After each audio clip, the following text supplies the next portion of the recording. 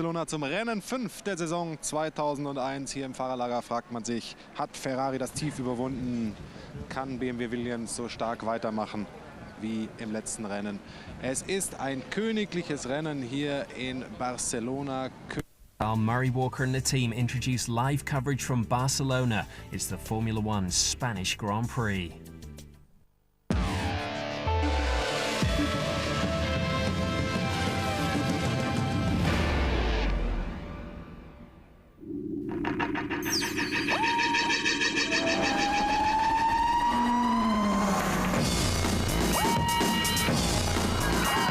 Formula One on ITV in association with Texaco.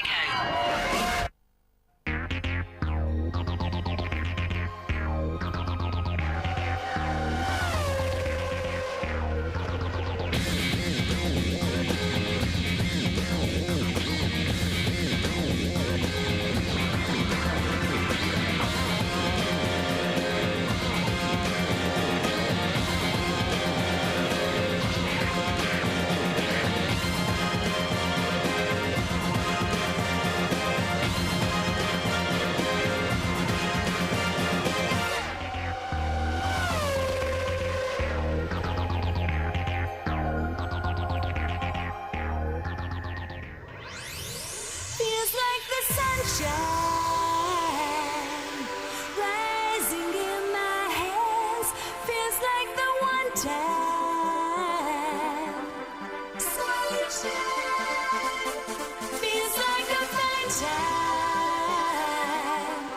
sunshine. Give me sunshine.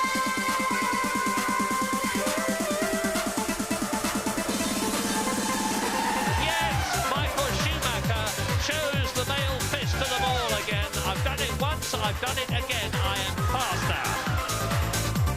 Here is Mika Häkkinen as he improved his time. Yes!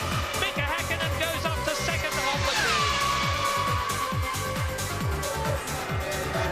grid. Michael Schumacher's on pole. It's Häkkinen's favourite track. Coulthard's Barcelona record is impressive. Welcome to an afternoon at the Spanish Grand Prix.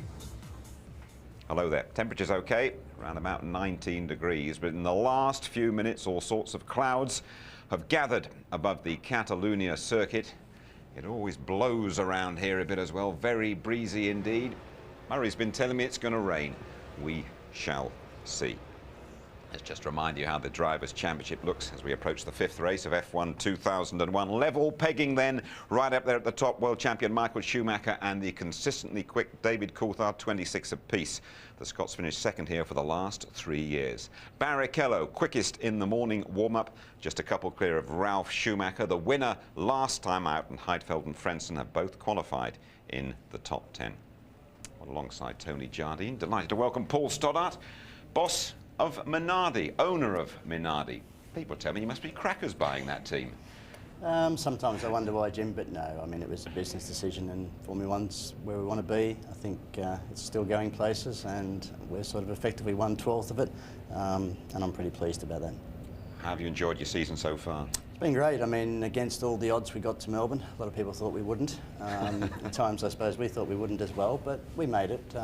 Fernando, real star, credible performance in Melbourne, both cars home in Malaysia, and a top 10 finish in Brazil, so it's not the worst. Okay, Fernando Alonso, we're going to look at him in qualifying a little bit later on. But let's just go through the qualifying session, shall we, Tony? David Coulthard never on pole here, but setting the early pace. Yeah, but later on it got a little bit rough for him because there was a lot of traffic. People waited till the track got that bit quicker. And though he put in that sort of early banker lap, you know, he ended up, you know, about 4 tenths outside, really 5 tenths outside, which was a bit of a shame for him. He was also stymied in his last run where he felt he was blocked by Nick Heidfeld. Heidfeld was giving him a bit of a tit for tat, actually, because he felt that he'd been blocked by David Coulthard earlier on. But it does mean second row for him, so he's going to have to put in a rocket start with his launch control if he uses it. We'll talk about that traction control in a few minutes' time. Last to emerge in the session, Michael Schumacher, and he produced a time that nobody really looked like catching. I think it's fascinating because 2 years ago here he said, let's get this race over with, because the Ferrari was so imbalanced. Aerodynamically, it was not good in these long, fast curves that you have in Barcelona. Now this car is superb. I mean, they've been practicing pit stops since 7:30 this morning. They've been working very, very hard to get the car really, really accurate. He shaved off 4/10 off Coulthard's time first time around. Then he came out and did a further 2/10. He always had something up his sleeve. And then he saved tyres as well. And he only did 8 of his 12 allocated laps in qualifying. So they're ready for the race with their tyres. Häkkinen's won here for the last 3 years. He was part of a cavalry charge right at the end that put him on the front row. But you see with Mika Häkkinen, as the car improves, as the season gets on and they know more about, you know, how to convert the aerodynamics, how to make the tyres work, the new softer tyres work properly.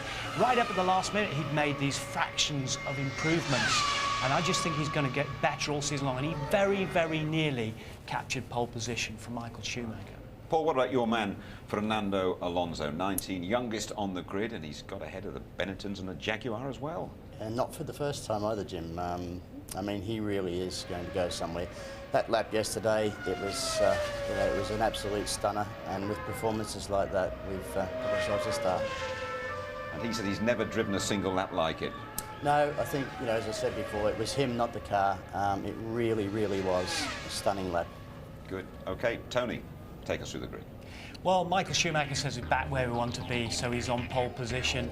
And going for 4 in a row, Mika Häkkinen in the McLaren. Coulthard, as I say, slightly held up there, but he's never won in Spain. Can he do it? Barrichello didn't get the best out of the Ferrari. He admitted to that. Ralf Schumacher, of course, the Williams not showing great form here recently in testing, did very well, always been in the top 5. Truly out-qualifying Frentzen yet again. Villeneuve did very well after brake failure early in qualifying yesterday to put it where he did. And then Sauber crash. Look at them both in the top 10 again, the 2 youngsters. And then Panis there alongside Montoya.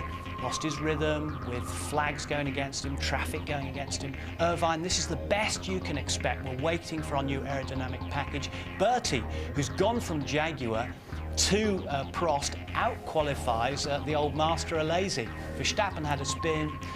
Alonso there at 18th place, his first Spanish Grand Prix. We're looking forward to that. But he's ahead of Fisichella. He's ahead of the Grand Prix returnee De La Rosa, the Spaniard, and then Button, question mark over his shoulder, and then Tosso Marquez at the back. The wind condition was a little bit variable, and I've seen very often here in Barcelona, you can be at the right moment out and you just get everything together. And you go maybe 10, 15 seconds later and things have a little bit changed. And certainly I found this a little bit variable today. More or less all the runs, I had traffic out there when I ran there. So the last run was the only time when the track was clear for me. And that gave me the opportunity to maximize the lap time and to be smooth, you know. With the traction control now for the launch starts, that I'll be on the clean side of the track. And that may end up being a bigger advantage than being on the inside on the dust. We are heading for points, so I think after what we saw today, Michael is going to win this race easily tomorrow. And we just try to do our best, and I'm sure by Austria, if late as Monaco, we should be back. The race is tough because there is a lot of tire degradation. We have to manage the tires, and okay, we are helped a lot now from the anti-speed, but it's anyway difficult to set up the car for a world race. Their main objective is to have someone to push Jean, so both drivers can push each other and go forward, and I think that happened today. So, you know, I think they are as happy as I am, probably. Well, you'll notice that the cars are sounding a little bit different. You shouldn't see any wheel spins at the start either. 2 consequences, those of the return of traction control. Reaction so far, fair to say, very mixed. Here's James Allen. Well, Jim, there's a lot of focus this weekend on the new electronics. There's no question that some teams are more ready than others. But how do the systems work, and what difference are they going to make to the racing today? A Formula One car has sensors which can tell if the rear wheels are turning faster than the front ones, which indicates wheel spin. The computer then cuts the engine power to stop the wheel spin. This gives more grip out of the slow corners and a faster lap time. The driver still presses and operates the pedal, but the signal from that is read electronically and passed back to the engine control system. Now, obviously, we can now modify that, so although the driver may have it pressed fully down, we can change what happens from the engine point of view. We didn't have a lot of time to develop it, so we feel we are probably using it at the 60%, but it's probably the same for everybody at the moment. when the tire wear goes down, obviously traction control is extremely important to have in a car. Starts will never be the same again thanks to launch control, which synchronises the throttle and clutch and gets the car off the line. Good systems work at the touch of a button, but not everyone will be using them today. If you do a very good manual start, it can be as good, maybe even better than an electronical start. The electronic start is only much more consistent. This is the basic point. The thing that gives me a little bit of hope is that with the traction control now for the launch starts, that I'll be on the clean side of the track, and that may end up being a bigger advantage than being on the inside on the dust. So what effect will all this have on today's race strategy? Well, the key here in Barcelona is the tyres. You've got to preserve them, and traction control will certainly help to preserve the rear tyres. It's an extremely abrasive track. Most teams will do 2 stops of the cars, but the key is making the timing of the pit stop earlier rather than later. New tyres can be worth a lot round here. Now, we saw Ralf Schumacher and Mika Häkkinen switched off their traction control systems for qualifying yesterday, but my hunch is that anyone who's got a system that works well will be using it today and will get an advantage from it. OK, Paul, you're not going to be using traction control. Why is that?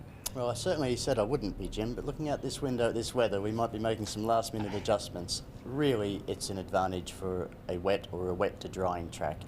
In the dry, in a perfectly clear day, not too much advantage. Overall, what do you feel about it? I'm sad by it. I think really most of the drivers would prefer not to use it, but it's certainly cleaned up any misgivings in the sport. So from that side, it's very good, but I'm not a great supporter of it. I think the World Championship is for the best driver, and the best driver should drive the car naturally. Just explain your approach to the season. I remember you saying to me in Australia, 1 single point. That's all we want. What difference would that make to you? It makes a lot of difference financially to us, and obviously from a motivational point of view, it would be fantastic. Just tell us about that financial difference. Well, the financial difference is several $1 million in, simply put, TV money from the position, if you're in 10th or 11th or 12th, the top 10 share the spoils, far more better than the last 2. And what about your engine? Have you got a good enough engine in the car at the moment? Are you going to get another one? Well, we've obviously got an engine that's performing very credible. I mean, for Fernando to be 2.8 seconds behind Schumacher, given their budget, our budget, you know, if people think about that, we haven't done too badly. But we're down on horsepower. We need another 50 horsepower, and we know exactly what it's going to take to do it. And yes, we are talking to a couple of engine manufacturers about solving that problem sooner rather than later. Right, you're going to lob in a couple of names for us while you're here, are you? How did you hear yesterday, Paul? No, I can say that they are existing engine manufacturers that are already on that grid today. So hopefully we'll be able to announce something in a couple of races. I think Eddie Jordan has been the last sort of privateer to break through into Formula One, and it's a big corporate business now. Can you really do it on your own? I think we can. I mean, I think we've proved a lot just by getting to Melbourne, and our performance since Melbourne hasn't been too bad. I mean, we didn't have the best race in Imola, but it was always going to happen at some point. We're okay. I mean, the field this year have closed up, and traction control will make them close up even more. I think given where we've come from and where we're heading to, our 5-year strategy, yeah, I believe we can do it. Germán Alonso, who we've spoken about from Oviedo, have you got him signed up for next season? We've got him signed for next year, and obviously 2003 he's a Renault driver. However, for this year, next year, and the only clause on his contract for next year is to give him a good engine, and that's what we're working towards doing. Do you ever feel you're not actually on a level playing field here? I mean, Ferrari tested thousands and thousands of kilometres last week. You didn't do anything, did you, hardly? It's very hard. I think it showed more on Tasso. Obviously, Fernando, home track, knows the track well, but take someone like Tasso, hasn't seen this track for 3 years, and no testing. I mean, people pound around Barcelona. It's one of the favoured test tracks. They do thousands and thousands of kilometres. Our first test, other than a small shakedown test on a straight line track, was last week, and that was all around traction control. Just finally, your hopes for the Spanish Grand Prix? I'd like to see a top 10 finish. Anything can happen, and as Murray says, usually does, so let's hope it happens for us today. You're not allowed to nick his lines, by the way. Good. Paul, thanks very much for joining us. Good luck in the race today. Thanks, Jim. Right, and let's drive you, shall we, 3 miles around the circuit to Catalunya. It's been the home of the Spanish Grand Prix since Nigel Mansell won here 10 years ago. A flying lap then, and Martin Brundle is on board with the Barcelona boy, Pedro de la Rosa. On board the Jaguar then, here in Barcelona. Let's take a look. The long, gently undulating straight down towards turn 1, 190 miles an hour. Move to the middle, it's slightly less bumpy, but be on the left-hand side, and you can brake amazingly late for some reason, down to just 75. Try to catch the curb on the inside. De La Rosa just missing it there, and you're into turn 3. You should be able to take this almost flat out.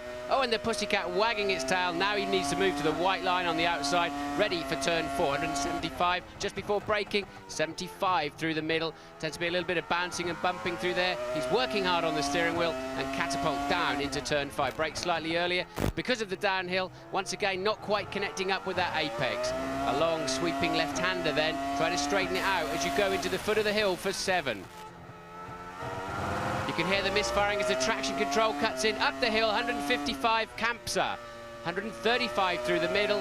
Look for the curb on the outside and gently take the car over to the right-hand side. Over 180 miles an hour once again. Brake very late. You've got to shift down 5 gears. Just 50 through the apex. Try to stay to the inside. Once again, the traction control helping the car launch towards turn 11. 60 through the centre. You can't get on the throttle as early as you want. You have to be patient. It's too bumpy initially. Now a sweeping right-hander through 12. A big confidence lift there for De La Rosa. And the final great corner. 135 through the middle. Very heavy on the steering. Not much space on the exit. Over the start-finish line now.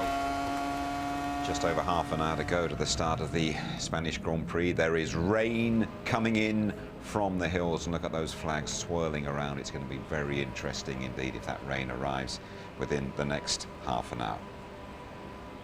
Okay, now it's time to enjoy an in-depth conversation with one of the great British stalwarts of Grand Prix racing. You'd have seen him many times staring at the timing screens this weekend. He has spoken to us at length for the first time. Yeah, Murray has got his man.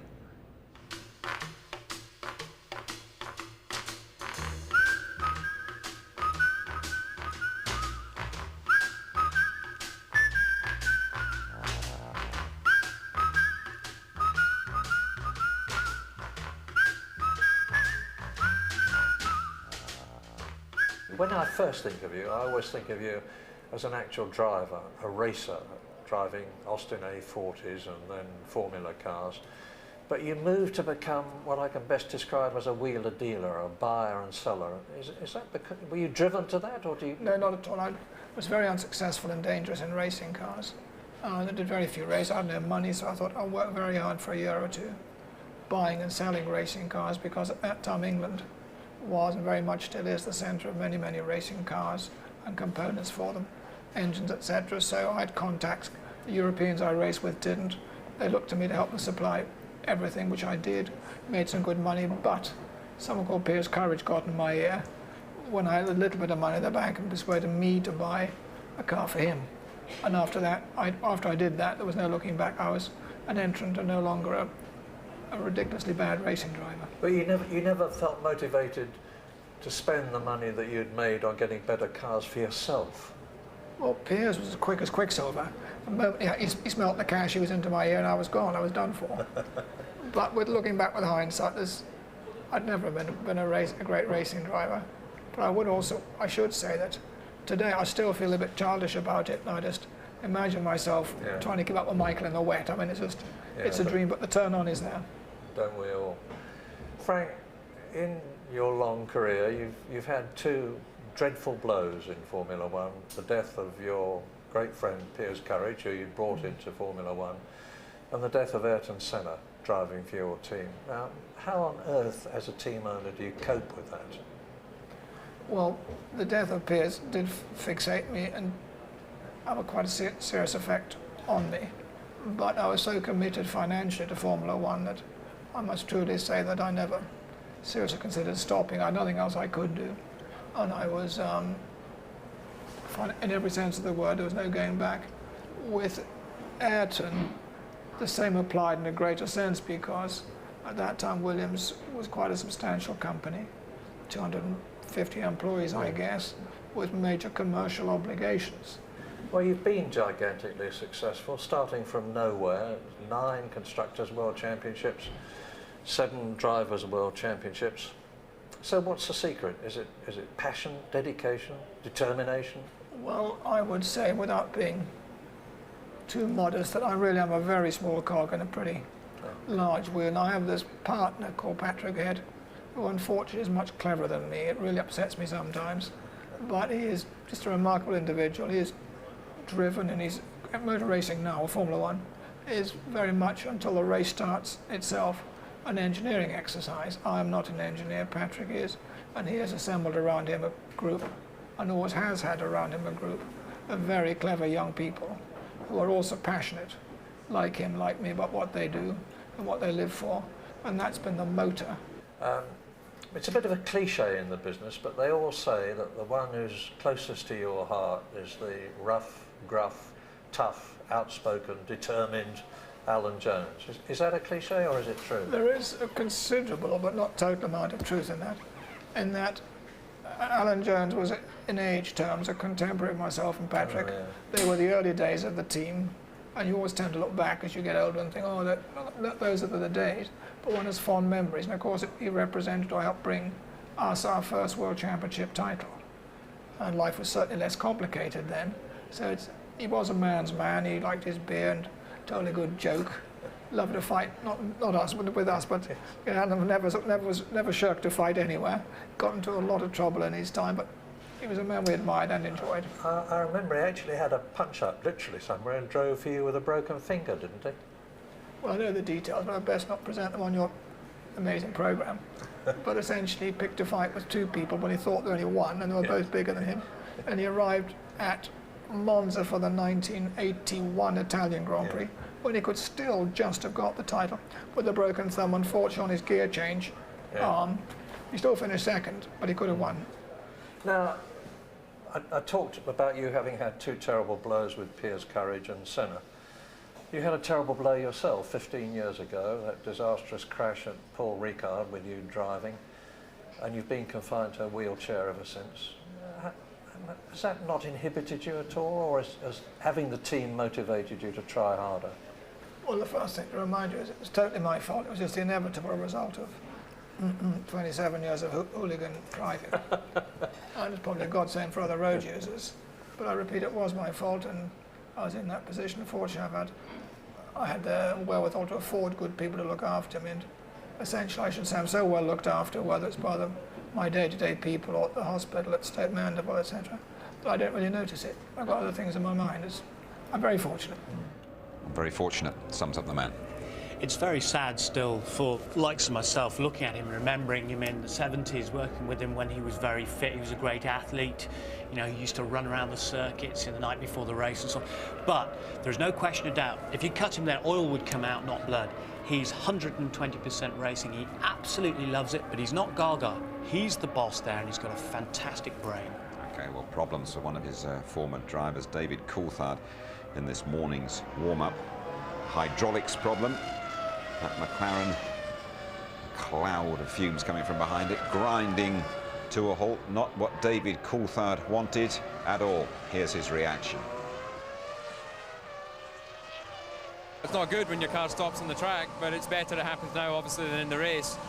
Clearly, it's a problem that we haven't foreseen, and we're just going to try and understand exactly why we had the hydraulic problem and fix it for the race. Is it likely to be a problem for the race, or is it too early to say? Well, it's not something we've had happen before, so I don't think it's related to traction control or the sort of issues that it looks like BMW have had the problem with. So I think it's just one of those things, unfortunately. You know, hydraulics, there's a lot of pressure on the lines, and occasionally they fail. Remember last year, David Coulthard drove most of the Spanish Grand Prix in great pain after his plane crash. Well, Jenson Button, he's going to be in a bit of pain this afternoon as well. All sorts of problems with the shoulder, injections involved and things like that. Here is the latest bulletin. He has got this small shoulder problem that stems from an old kart injury. Basically, the tendon in the shoulder, through the aggravation in the shoulders, sort of elongated. So through the lack of the power steering and the Michelin tyres sticking a lot harder, basically there's been a lot more force and tension on the joint. He's been well treated by Hoagie, the team physio, but obviously he's got an aggravation there, and we had a cortisone injection last week to calm it down, but it still is quite sore. But the bottom line is the boy's hard, the boy's tough. He'll be here racing well this afternoon and for all the other races. so don't worry about it. Not sure if he's going to be racing in the rain or not. We're about half an hour north of the port of Barcelona. The Jordan team are involved in a new powerboat venture there with Honda, and Louise Goodman was on board to discuss the future of driver Jarno Trulli. Where does his future lie? His contract expires at the end of this year. I see no reason why Jordan and Jarno Trulli won't extend that contract for the foreseeable future. He has everything that Jordan as a team wants. He's quick, he's exciting, he's got flair. I think you haven't seen the maximum of his speed yet. You can see the way he qualifies. We need to sort of help that along in the race. Maybe our car isn't quite good enough just at the moment. But as we've seen with Ralph, you know, Ralph has brought Williams to another dimension, particularly after Imola. I'm absolutely certain that Jordan, you will see a much bigger improvement, certainly over the next 3 races. The race boat may be a new venture, but Eddie's an old hand at powerboating. What? Not that you'd know it. Don't worry. They got that on camera. As we left Barcelona harbour and headed out for a bit of fun, I had a chance for a chat with Jarno. I kicked off by asking him about the frustrations of last year. It wasn't easy at all, but let's say it wasn't a successful season, as successful as we expect. It was very difficult to accept. But this year is much better so far. Oh yeah, absolutely. We got a reliable car, competitive car, a good base to start with. So now we just have to improve our performance, and we must also keep in mind that this is our first season with a new engine deal, Honda. So this brand new relationship at the moment is working very, very well, as it is, let's say, very young. So it can only get better for the future. How do you feel? I'm curious to know how you feel when you see people like Jenson Button last year, Kimi Räikkönen this year, guys who've come straight from Formula 3 into Formula 1. There's been such a fuss. I mean, you did that a few years ago, didn't you? How do you feel when you look at them? I did that, but I look at them and say that they were... I think I was very lucky to get to Formula 1, but I can say that they were luckier than me because they got straight into a competitive cars. But it's always good to see young, new drivers coming in Formula 1 because, as I always thought, go-kart is very important. These 2 guys were coming straight from karting to Formula 3 and then to Formula 1. Look at the bridge. Hey! Wow! What's happening? Hey!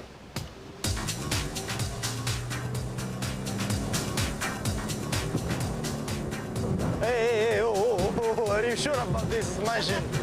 Do you like those? No. Does he look as if he likes them? Right, he's further down in his seat. What should we do? You should be standing up. No! When you race in a powerboat, you stand up because then you can take the pressure in your knees. Come on, give it a go.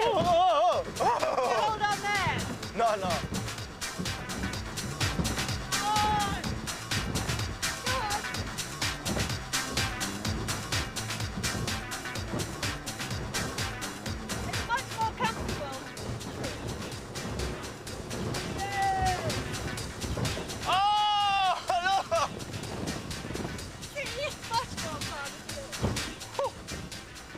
Different conditions here. Cloudy, windy, could be rain on the way. It hasn't stopped royalty and celebrities turning out, though. King Juan Carlos. Martin Brundle took him for a spin a couple of seasons ago with Eddie Jordan. Michael Douglas and Catherine Zeta-Jones are here as well.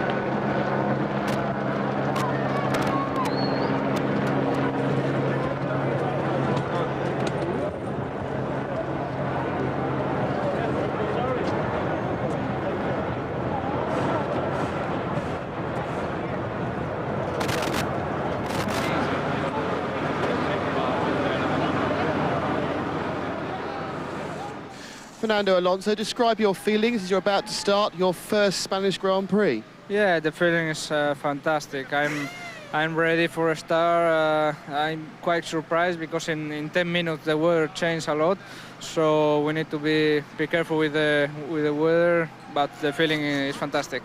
And when you get off the line, okay? Does the launch control work? Yes, we have the manual start, so the normal start for us. In the next races, we need to improve in this thing. Best luck. Thanks, Fernando.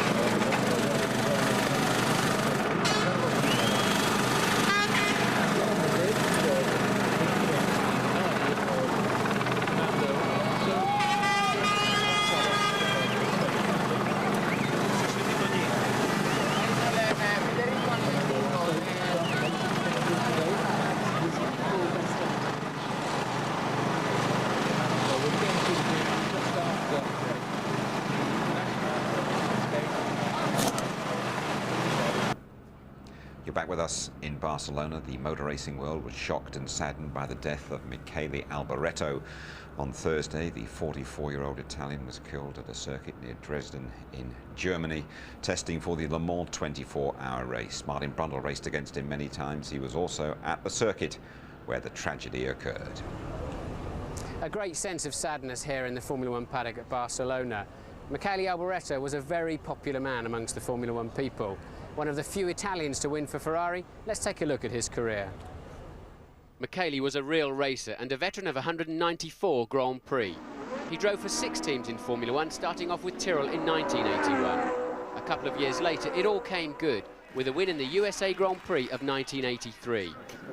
The temptation of Italy's famous Scarlet cars soon saw Michele at Ferrari, where despite the unique pressures of Maranello politics, he sparked off a title challenge, winning the Canadian and German rounds of the 1985 World Championship.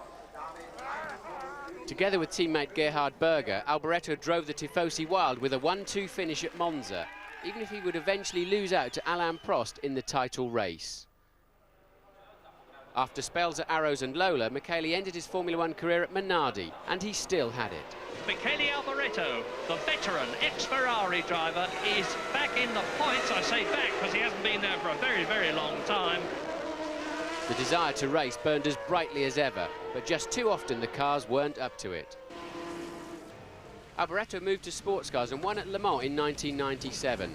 Audi would be his last team before fate intervened and motorsport lost a great driver. We were due to compete against each other in just a few weeks' time at the Le Mans 24 Hours. We'll miss him there too. Several of his former colleagues wanted to pay tribute. Well, he was a real gentleman. I mean, this was the real memory I have of him. He was a straightforward guy, always friendly, always nice, did a very good job in racing. And it's very sad that he had this accident. It's not too long time ago that he asked me to come and drive with him long distance races, and I say, no, Michele, I have a new job, I like my role. And he says, Gerhard, we need to race again.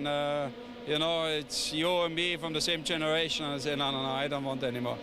So really, I'm very sad that this happened. I raced against him in '79 in Formula 3, and he was always what I call a gentleman, and you don't have too many.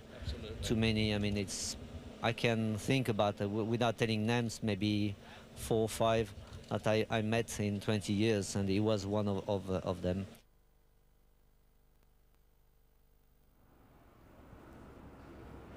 Michele Alboreto, remembered by fans today at the Catalunya circuit. Well, it's 50 years since the first Spanish Grand Prix. It's fair to say the race has moved about a bit, but it has provided rich pickings for British drivers and for British teams as well. The Spanish Grand Prix is one of the oldest races in the Formula One series, and it's been held at no less than 5 different circuits to give us some truly memorable races. None more so than James Hunt's first ever win for McLaren in 1976, his championship year. He won the race at Jarama near Madrid, only to be disqualified because his car was just a few millimetres too wide. 5 years later, in 1981, the last time the race was held at Jarama, it was one of the closest and most dramatic Grand Prix finishes of all time. Gilles Villeneuve's turbo Ferrari was slow on the corners and he held everyone up. But its greater power blew them away on the straights and he won with 1.2 seconds, covering the first 5 home. But it was even closer at Jerez in 1986. Nigel Mansell in his Williams had a fantastic battle with Ayrton Senna's Lotus and Alain Prost's McLaren until Mansell and Senna broke clear. They came up to the line absolutely together. This is it, down into second gear, and Mansell, if he gets it right, can sprint out of the rear wing of Senna's car. Senna moves across, he's keeping Mansell back, and he wins. Nigel thought he'd won, but he hadn't. Senna had by 1/100th of a second. To Barcelona in 1991, where Mansell and Senna were at it again, with Ayrton in a McLaren this time. Their 200 miles an hour wheel-to-wheel battle down to turn 1 was a fabulous sight. Someone had to give way, and it was Formula One's hard man, Ayrton Senna, as Nigel took the lead and went on to win for the second time in Spain. Barcelona 1994 was only 2 races after the great Senna's tragic death at Imola. Damon Hill was now Williams' team leader. He drove magnificently to win and boost the team's morale. This is it. He is now dropping down the final descent to the final corner of the Spanish Grand Prix, which Damon Hill wins. But Michael Schumacher's drive was equally impressive. Jammed in 5th gear, he finished an incredible 2nd. I've seen some masterly drives in my time, but none better than Schumacher's in the 1996 race. In awful weather, he made the rest look like amateurs as he drove away to win his first race for Ferrari by 45 seconds. And Michael Schumacher wins the Spanish Grand Prix after an absolutely superlative drive. It was one of the greatest wet weather drives of all time. But it's been McLaren all the way for the last 3 years, with 3 successive first and second places at the Barcelona circuit for Mika Häkkinen and David Coulthard. And last year, a brilliant drive by Coulthard, only 5 days after being in a tragic air crash. David's on top form, and if he can win this year, he'll lead the championship. And if he does, he will be in good voice. Mario, I think limbering up now for the start of the Spanish Grand Prix, just under 10 minutes away. 1 or 2 home drivers for the fans to cheer on as well. Let's join Louise. Hello Jim, hello everybody. The atmosphere has always been a bit lacking at this Grand Prix, but I have to say that seems to have changed this year. I've never seen the grandstand so busy. The fans have turned out in force, undoubtedly to support this man, Pedro de la Rosa, making his return to the grid this weekend. You've seen some of the glitterati here this weekend. The King of Spain has just been down to wish Pedro well too. It may be getting a bit gloomy up there, but down here on the grid, the atmosphere is really hot. Thank you, Louise. So then, can Michael Schumacher deliver? He's the only Ferrari driver to succeed in Spain for 20 years. Could we be in for a hack attack? The Finn chasing an unprecedented 4th successive victory. How about David Coulthard? Is it his turn this time round? Are we going to see more San Marino magic from Ralf Schumacher, another surprise perhaps from Trulli, Frentzen, or the 97 winner Villeneuve. Above all, will it rain? Stand by for the Spanish Grand Prix on ITV.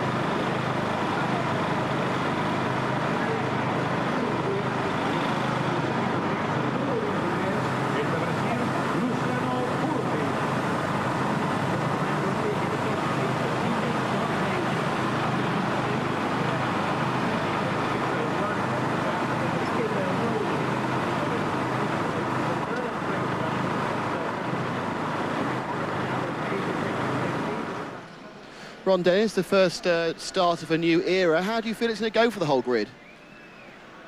Well, I don't think it's actually going to go well for the whole grid. And so unfortunately, I hope it doesn't, nobody's problems cause a restart. But hopefully we've worked hard enough to eliminate our own problems. But I think it's a better way to go.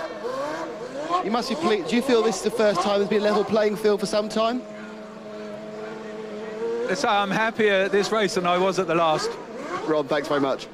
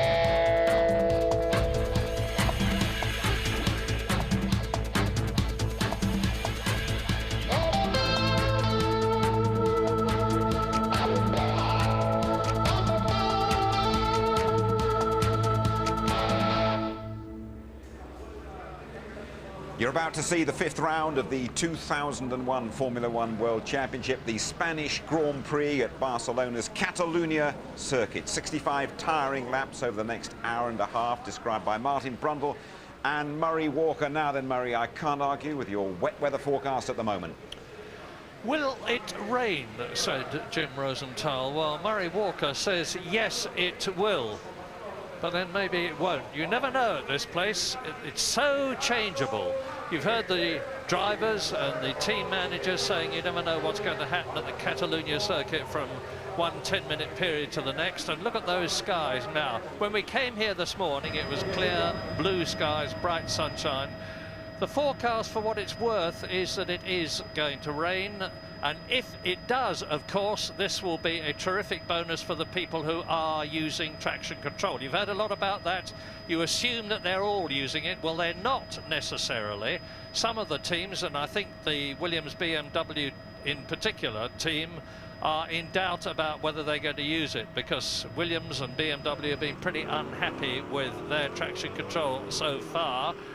We know that Mika Häkkinen hardly used it at all for his sensational lap, which gave him second position on the grid at the end of the qualifying period yesterday. We know that Michael Schumacher and Rubens Barrichello are pretty happy with their system, but it really is a journey into the unknown now. Yes, I'm expecting some problems on the start today, Murray. Just watching the drivers at the end of the pit lane as they've been trying to get to grips with the new systems through the weekend, they've certainly, some of them, been struggling. Mostly the guys actually in the second half of the grids, but the Ferrari system seems to need... Sorry, I'm a little bit out of breath, I've just run a long way. The Ferrari system seems to need a long time. It's quite a long process they go through, but the cars are getting away well. But it surprised me to see Michael Schumacher finding the need to stop at the end of the pit lane when coming to the grid to do yet another practice start. And he's done it so many times too in the qualifying and the practice days. And you put a lot of energy through the transmission drive shafts and that, so you need to be a little bit careful, especially with the clutch, of course. But the other thing, Murray, is that in practice there was a problem with the weighbridge, it seems, and a lot of the cars were coming in at over 10 kilos overweight, which is about 3.5 tenths of a second around this racetrack. And it seems to me that those that were weighed were able to take 10 kilos of lead out and others weren't. So I think the grid probably doesn't fully represent the speed of some of the cars. So the first four, I think, are going to be very close. Well, we will as ever see, but at the present moment it would seem that most of them are going to use what they call launch control, where in effect the driver presses a button and the system takes over at the start and blasts him off towards the first corner. 14 corners on the circuit. Michael Schumacher there is a double winner. You saw earlier on his incredible win at Barcelona in '96 when it was wet. He won the previous year for Benetton. Look at that, you see. That hill is just over my left shoulder, and those clouds are getting lower and lower. And when this race starts, if rain comes down and damps the circuit, they are on what we still call slick tyres, although they're grooved tyres these days to put less rubber on the road. There you are. You can see Mika Häkkinen's tyres, or you could just a moment ago. Mika Häkkinen has won this race for the last 3 years. David Coulthard has been second. There he is for the last 3 years. It's very much a McLaren circuit. They were dominated by Ferrari for the first 2 races this year in Australia and Malaysia. They made their comeback in Brazil, and Ferrari and McLaren are very, very close. There is Spain's man, Fernando Alonso, in the European Minardi. He qualified a magnificent 18th, and Rubens Barrichello's Ferrari comes off the jacks, and we wait now. It's just a matter of seconds before the parade lap. Now, I'd imagine they're going to switch off their launch control systems and try and lay as much rubber on the track as they can. Those are the thinking about it anyway, trying to get a bit more rubber down, because although they've got traction control, launch control, that is still a mechanism to control or minimize wheel spin. If you can stop the wheel spin happening in the first place, or to a lesser degree, you want to do that. So I'm expecting some of them, those that are thinking. And Coulthard's got a problem. Coulthard is not moving. Oh, now this means that David Coulthard, if all the others get past him and David Coulthard doesn't start, it means that he will have to start from the back of the grid. And this is the man who, with Michael Schumacher, is leading the World Championship. Drama, to put it very mildly indeed, and just about the worst thing that David could have hoped to happen. Well, he wouldn't have hoped it would happen. It's really, really bad news for the McLaren driver. Yes, and the team would not be allowed onto the grid to start him up until the whole pack had gone past, so Coulthard will start from the very back of the grid. And after all that work, all the testing, practice, qualifying, it's all been wasted. Now, there was a ruling, Martin, that if they could get their position back safely by the end of this parade lap, they could adopt it. No, not if you've fallen completely to the back of the field. If you get away slowly, Murray, and you're in the pack still, you can resume your normal grid position, but not if the whole pack has gone past you. Well, of one thing you can be sure, David Coulthard is a fighter. He's not going to take this line down. He's going to come up behind Tarso Marquez in the European Minardi, who was due to start last. And then he'll have to get past Jenson Button, De La Rosa in the Jaguar, who's starting 20th on the grid. Fisichella, who is 19th and was very late out on the grid on the Benetton Renault, incidentally. And there's the yellow flags waving at the top left of the screen there. Coulthard clearly, as he put it in first gear, ready for the dummy grid, if you like, to go round to the start proper. He has stalled the engine for whatever reason, and that's going to cost him dearly. It'll be difficult for him to get on the podium today. Points may still be a possibility because of the speed of the car that he's driving, but overtaking around here is a nightmare. Onto this very long pit straight, you can see now it's a 135-mile-an-hour corner, and you just can't follow closely enough to get a good run at the car in front of you. Now, what this is going to mean, a tremendous bonus for Ralf Schumacher, who is 5th on the grid in the Williams. There's David Coulthard coming up to take his position. And remember what an absolutely fantastic start Ralf Schumacher had in the last race of the year at San Marino, when he went into the lead by the first corner. Now, he's got a spare space in front of him.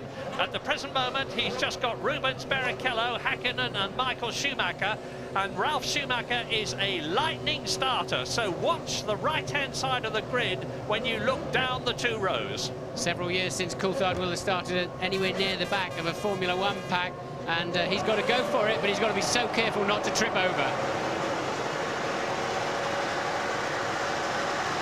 Go, go, go in Spain now. Michael Schumacher gets away, Mika Hakkinen is second behind him, Rubens Barrichello is in 3rd place, Jarno Trulli is challenging, and sure enough, Ralf Schumacher is right up there. He is 3rd from 5th on the grid.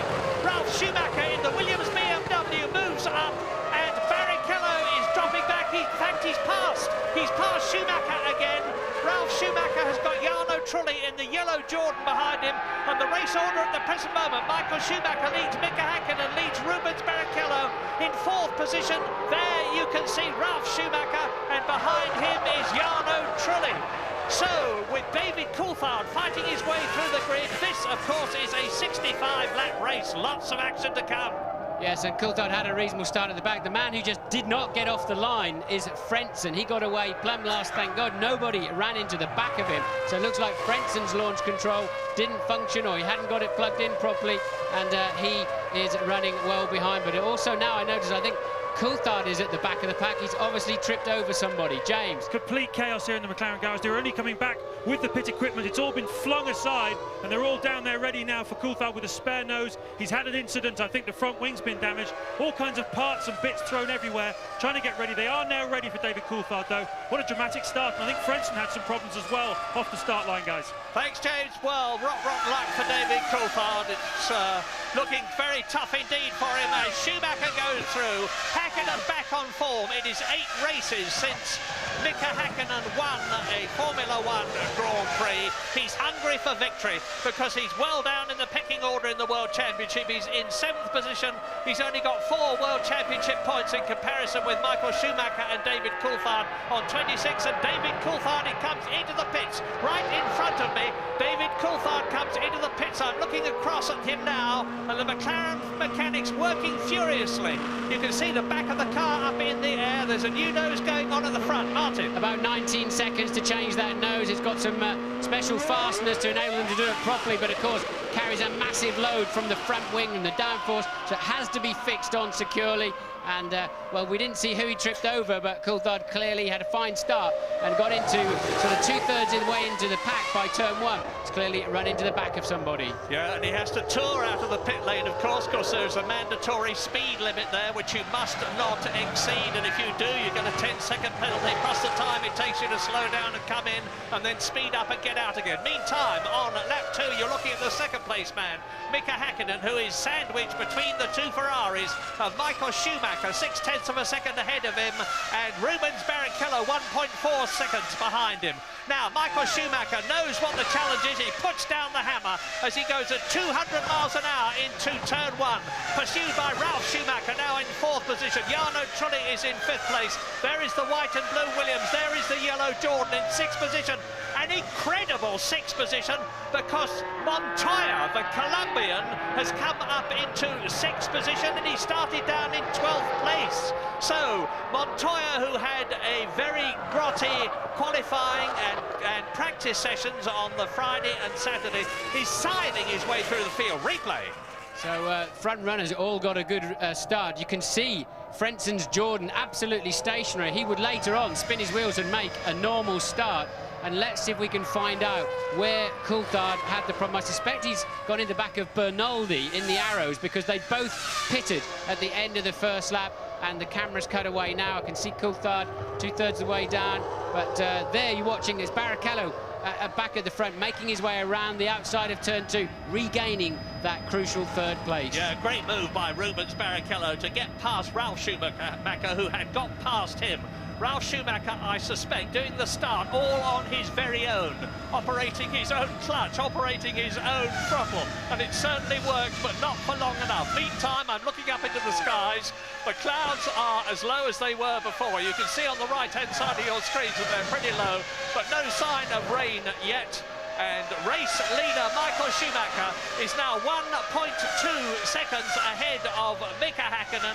It is Ferrari leading McLaren, leading Ferrari in 3rd position. The Williams BMW on the top Michelin runner, because as ever this season, the entry is split between 2 tyre manufacturers, Bridgestone, who have got most of the cars, and Michelin, the French company, returning to Formula 1. And they won, of course, at the San Marino Grand Prix. Their top runner at the present moment, Ralf Schumacher in the Williams BMW. Montoya is in 6th position. And Montoya hungry for success. He led in Brazil magnificently after passing the man you're looking at now, Michael Schumacher, with a sensational move at the left-hander at the Senna S, only to be nerfed by Jos Verstappen out of the race. Well, a new fastest lap by David Coulthard, who's last in 22nd place. Some 55 seconds then is Coulthard behind Michael Schumacher, your current leader. And the front 3 cars, and this is going to be a 3-horse race now, the front 3 cars are all lapping virtually at the same speed last time around, and that suggests they're all on the same, roughly the same fuel strategy. Well, what we're expecting in this race, as you look at David Coulthard making his way up through the field, he hopes, and he was some 7 seconds behind Bernoldi in the Arrows, who is 21st. What we're expecting to happen is for most of the cars and drivers to have a 2-stop strategy. And if that is so, they will come in round about laps 26 and 41 in this 65-lap race. We're on lap 5 at the present moment, and things are going to start changing then. We're waiting to see if it does get wet, because, as I said earlier on, traction control will benefit the people who've got it enormously, because it will cut wheel spin. Yes, and certainly as they get 10 or 15 laps into each of these dry stints, the traction control will be working overtime mode. Tyres go away very quickly here. So many high-speed corners. Strangely, the average lap speed here of about 125 miles an hour in the race is probably only the 10th or 11th fastest lap of the year that we have through the Grand Prix World. But the corners that are here are very, very long and take their toll on the tyres. Coulthard then another new fastest lap of the race, still very much at the tail end of the field. He's lapping 2 seconds a lap faster than the man immediately in front of him. You're watching Schumacher leading at the end of the 5th lap, with 60 laps still to go. Häkkinen second, Barrichello third. Now, David Coulthard at the tail end of the field is lapping 2 seconds a lap faster than Bernoldi. He's 5 seconds behind him at the present moment, so in a couple of laps or so, he's going to be on the tail of the Arrows and surging past it. And then he's got to tackle Tasso Marquez in the European Minardi. Yes, so Jenson Button having another miserable day so far, sadly, down in 19th place in the Benetton, already half a minute behind the race leader is Jenson, and really he's just going through a dismal period. 1/11th race distance, race order as you look at David Coulthard. Now you can see this is a replay. The front wing is totally missing off the... And look at it, tucked underneath. He's got somehow underneath the right-hand wheel. That was a replay. Of course, he's come in and had a new nose fitted, and he's now 3 seconds behind Bernoldi. We're on lap 6, which is 1/11th race distance. Michael Schumacher leading Häkkinen by 2 seconds. Barrichello is another 2 seconds behind him. Ralf Schumacher is lapping in the Williams in 4th place at about 1:23.4. That's about 1.5 seconds slower than the race leader. Jarno Trulli in the Jordan is in 5th place, and Montoya is holding on to that 6th position, and Montoya is about 1.5 seconds behind Trulli. And to remind you, Michael Schumacher took 1 run less in qualifying yesterday than anybody else, and he was very economical with tyres through the free practice. He has 3 sets of new tyres. Oh, Jaguar coming together, and that is Pedro de la Rosa in the Jaguar. And Frentzen. It's Frentzen with him. Now, they are just checking. Here's a replay. That's into turn 7. Frentzen's gone up the inside and then couldn't help but run wide into De La Rosa. De La Rosa, of course, this is his first race for Jaguar. It didn't last very long. Out of the event goes Heinz-Harald Frentzen.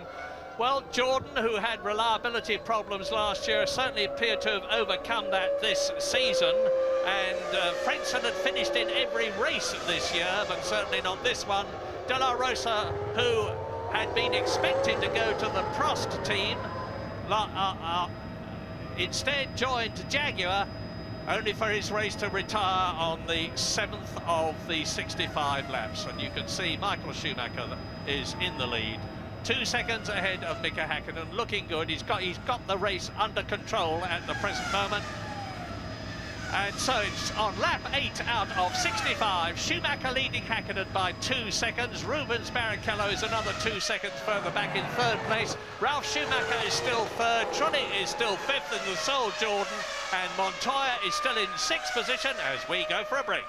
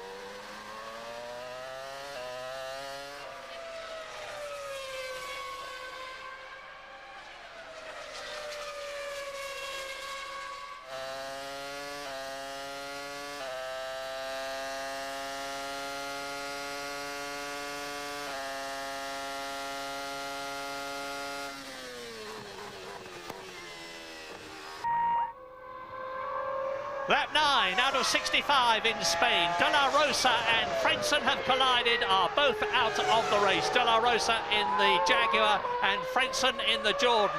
And you were looking at David Coulthard, last man in the race at the present moment as a result of not being able to get away on the line. He's caught Enrique Benoldi, who is in 19th place and is now past him. And Michael Schumacher on lap 10, and Benoldi out of the race. Now that's yet another retirement. Frentzen out, De La Rosa out, Jordan out, Jaguar out, and now Benoldi in the arrows. And I wondered if they made contact. We didn't see anything.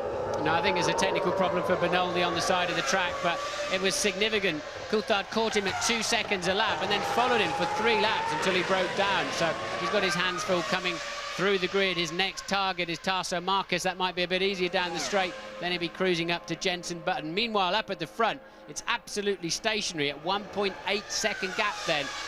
Mika Häkkinen very much keeping Michael Schumacher true and honest in these early stages of the Grand Prix, and that was new boy at Jaguar, Pedro de la Rosa, walking back. Mark Stewart, Jackie Stewart's son, in the mauve shirt there, looking at the monitor in the Jaguar garage, and Mika Häkkinen pursuing Michael Schumacher for all he is worth. The gap is staying, as Martin said, at a steady 2 seconds. Looks as though the Finn cannot do anything about the German at the present moment. Will the positions change when they come in for their pit stops for the first time? Who knows? Who knows also what sort of a strategy they are on. But at the present moment, it certainly looks as though Michael Schumacher has got the race by the throat. Here is David Coulthard. This is a replay. He's just passed Enrique Bernoldi in the arrows. And there it is, and off he goes. So Bernoldi pulls off the track. No drama there at all, except for him, of course, out of the race. So that's Frentzen retired, De La Rosa retired. Bernoldi is out of the race. David Coulthard is making his way up through the field. He will rapidly catch Tarso Marquez in the Minardi, who is 18th. But David's got a very, very tall order indeed. He desperately needs to get into the points. I remind you, as you watch Jenson Button here, and he's with Alonso in the other Minardi now. This is very significant. Button, who's got a shoulder problem, as you saw earlier on, has got past the Minardi. It's Fisichella. So Fisichella scrapping with Alonso, 15th and 16th, but it's still a very significant situation. When did you last see a Minardi chasing a Benetton for all it's worth? Yes, and Alonso is actually sandwiched by the Benettons. Fisichella there in 15th place, then Alonso, Jenson Button in 17th place. And Benetton, those of you who are wondering if they're ever going to get it right, the team that was so successful in 95 and 96 with Michael Schumacher, there is Jenson Button in the background. And news from Louise Goodman. Yes, I'm going to have a chat with Pedro de la Rosa. Pedro, a disastrous return to Formula One for you. Martin Brundle felt that was perhaps an avoidable accident. What was your view? Yeah, I just saw it in the very last moment, and when I saw it, I saw Heinz. I had nowhere to go. It was too late. I just tried to let him space, but it was too late. I didn't see him until when I was turning in. Then I turned to let him room, but he just touched my rear wheel, and then I went off. Thanks, Pedro.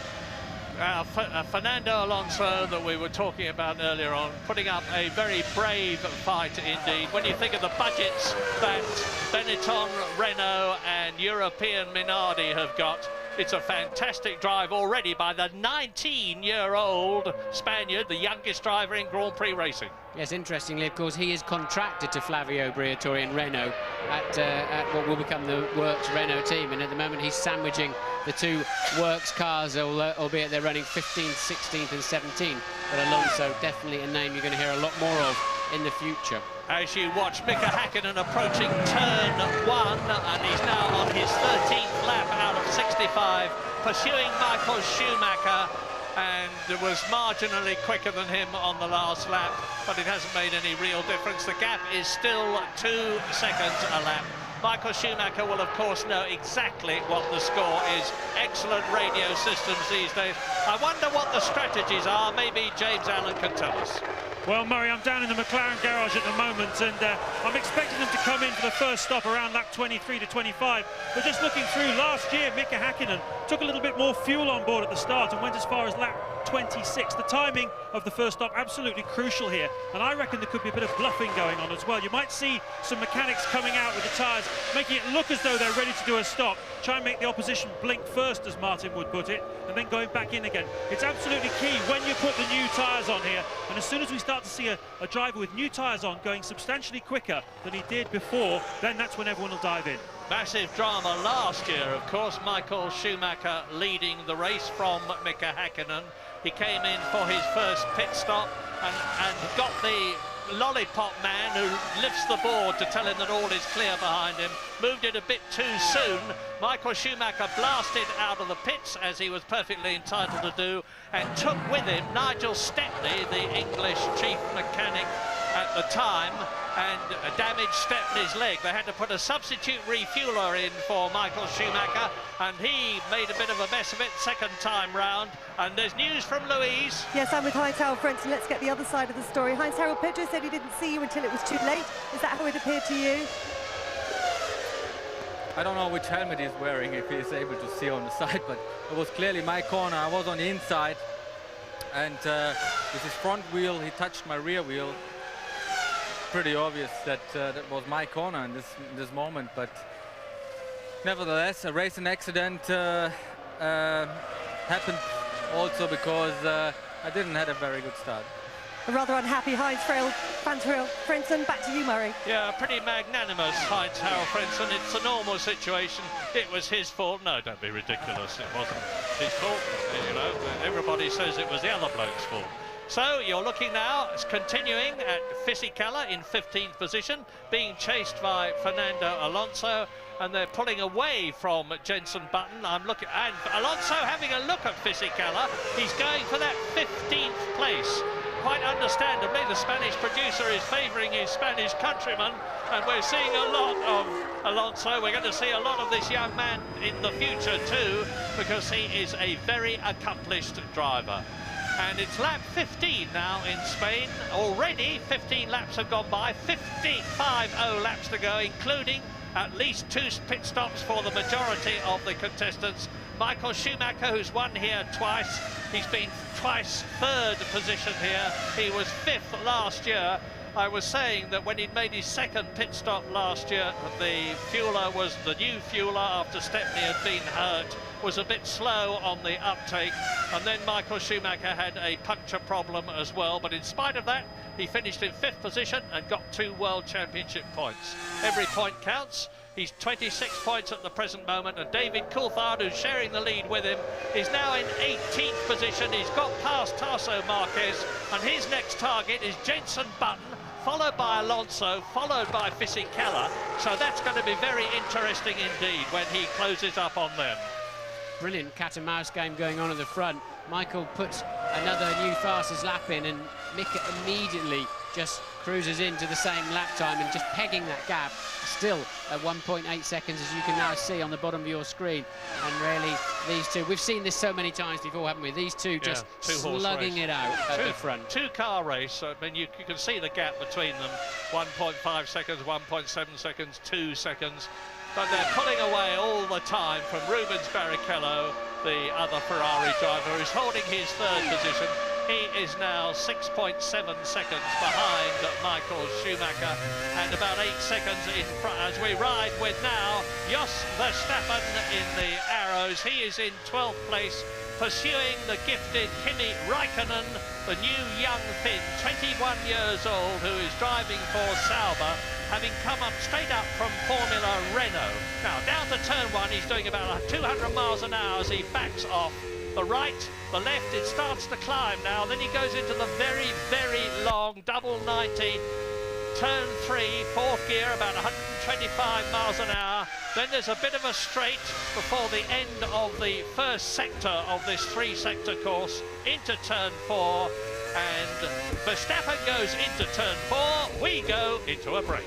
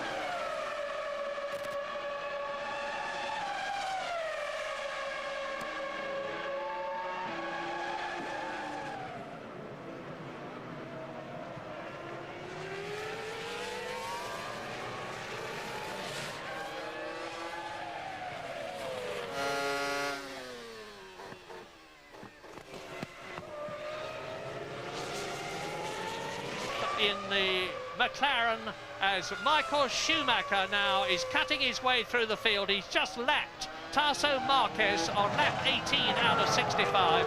Marquez in the European Minardi is last, and there goes Häkkinen through to lap him. Now Häkkinen has closed up a bit on Michael Schumacher as a result of the German lapping the Brazilian. Yes, Michael's lost 9/10 of a second in the middle part of that lap. He'd previously put a couple of really hot laps in to build up to 2.3 second lead, now down to 1.6. And also Coulthard managed, Alonso made a pit stop. He's on a 3-stopper this afternoon. Coulthard then quite easily making his way past Fisichella. Next target, Luciano Berti in the Prost in 14th place. Coming up to 1/3 distance, Michael Schumacher leads the Spanish Grand Prix as in comes the Benetton for the first of its scheduled stops. Now Jenson Button is now last in the race. Fisichella has been passed and has still got Tasso Marquez well behind him, and Alonso, and out goes Jenson Button. That's his first stop. It was on lap 19 out of 65. Schumacher leads Häkkinen by 1.5 seconds. Barrichello 6.3 seconds third. Ralf Schumacher in the Williams BMW is 14.14 seconds behind his brother. Fifth is Jarno Trulli. We haven't seen Juan Pablo Montoya, the second Williams BMW driver, but he's very much in this race. He is in the points. He's yet to finish a Grand Prix, never mind score a World Championship point, and he will be desperately hoping that this is the time when he breaks his duck, scores a point, over the line goes Schumacher. Fastest lap of the race so far, 1:21.832, well inside the previous lap record of 1:24.2. So he's broken the lap record by some 2.2 seconds. The result, no doubt, of the superior rubber, because both the Michelin and the Bridgestone companies are running softer compounds here than they would have had at that time. And here is the other European Minardi. It's Tasso Marquez. Now Alonso has been in, so Marquez is clearly on a 3-stop strategy as well. Lap 20 coming up to 1/3 distance. Second, Mika Häkkinen, there he is, 3 times a winner. The last 3 years, in fact, 2000, 99 and 98, and his course, world champion in 1998 and 99.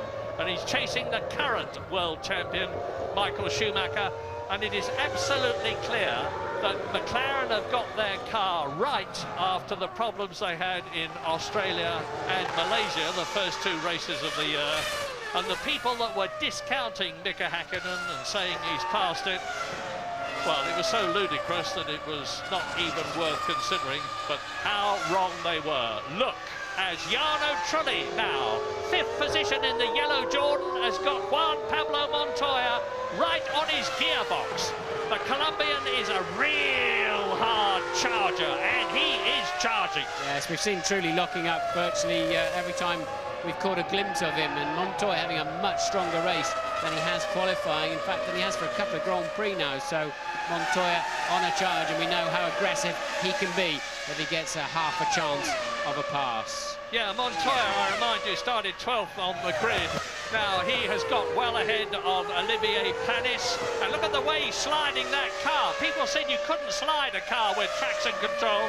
I'm not sure whether Williams are using it. I suspect they're not. In which case it is a bit of right foot driving that Montoya is doing. He's also got ahead of Heidfeld in the Sauber, who's down in 8th position. He's got ahead of Jacques Villeneuve, who started in front of him and is now in 7th place. And Montoya is challenging Jarno Trulli from Italy in the Jordan. You saw him earlier on talking to Louise Goodman when they were out in the Jordan Honda Powerboat. But they're 2 seconds a lap slower than the leaders, and I can't help but think that truly, and who's that off? Ralf Schumacher. Ralf Schumacher, who was 4th. So, out of the race, he's not going to get back in the race. He's beached it. The bottom of the car, the under tray is resting on the gravel. He must have just slid off the circuit out of 4th position. Up into 4th place comes Jarno Trulli. Up into 5th place comes Montoya. Up into the points comes Jacques Villeneuve in the BAR, pursued by Heidfeld and Eddie Irvine. And into the pits come the Jordan and the Williams absolutely together. Yes, a quite early stop then at the end of lap 22, so they're coming in absolutely together. Current 5th and 6th place man, in reality 4th and 5th, now that Ralf Schumacher, I think, fell off all by himself. Just made a driving error. Who's out first? Oh, and it's Montoya. Yeah, Montoya's got ahead. Montoya's got ahead. Brilliant bit of pit work by the Williams team and mechanics, and Montoya has gained a place. This is a replay.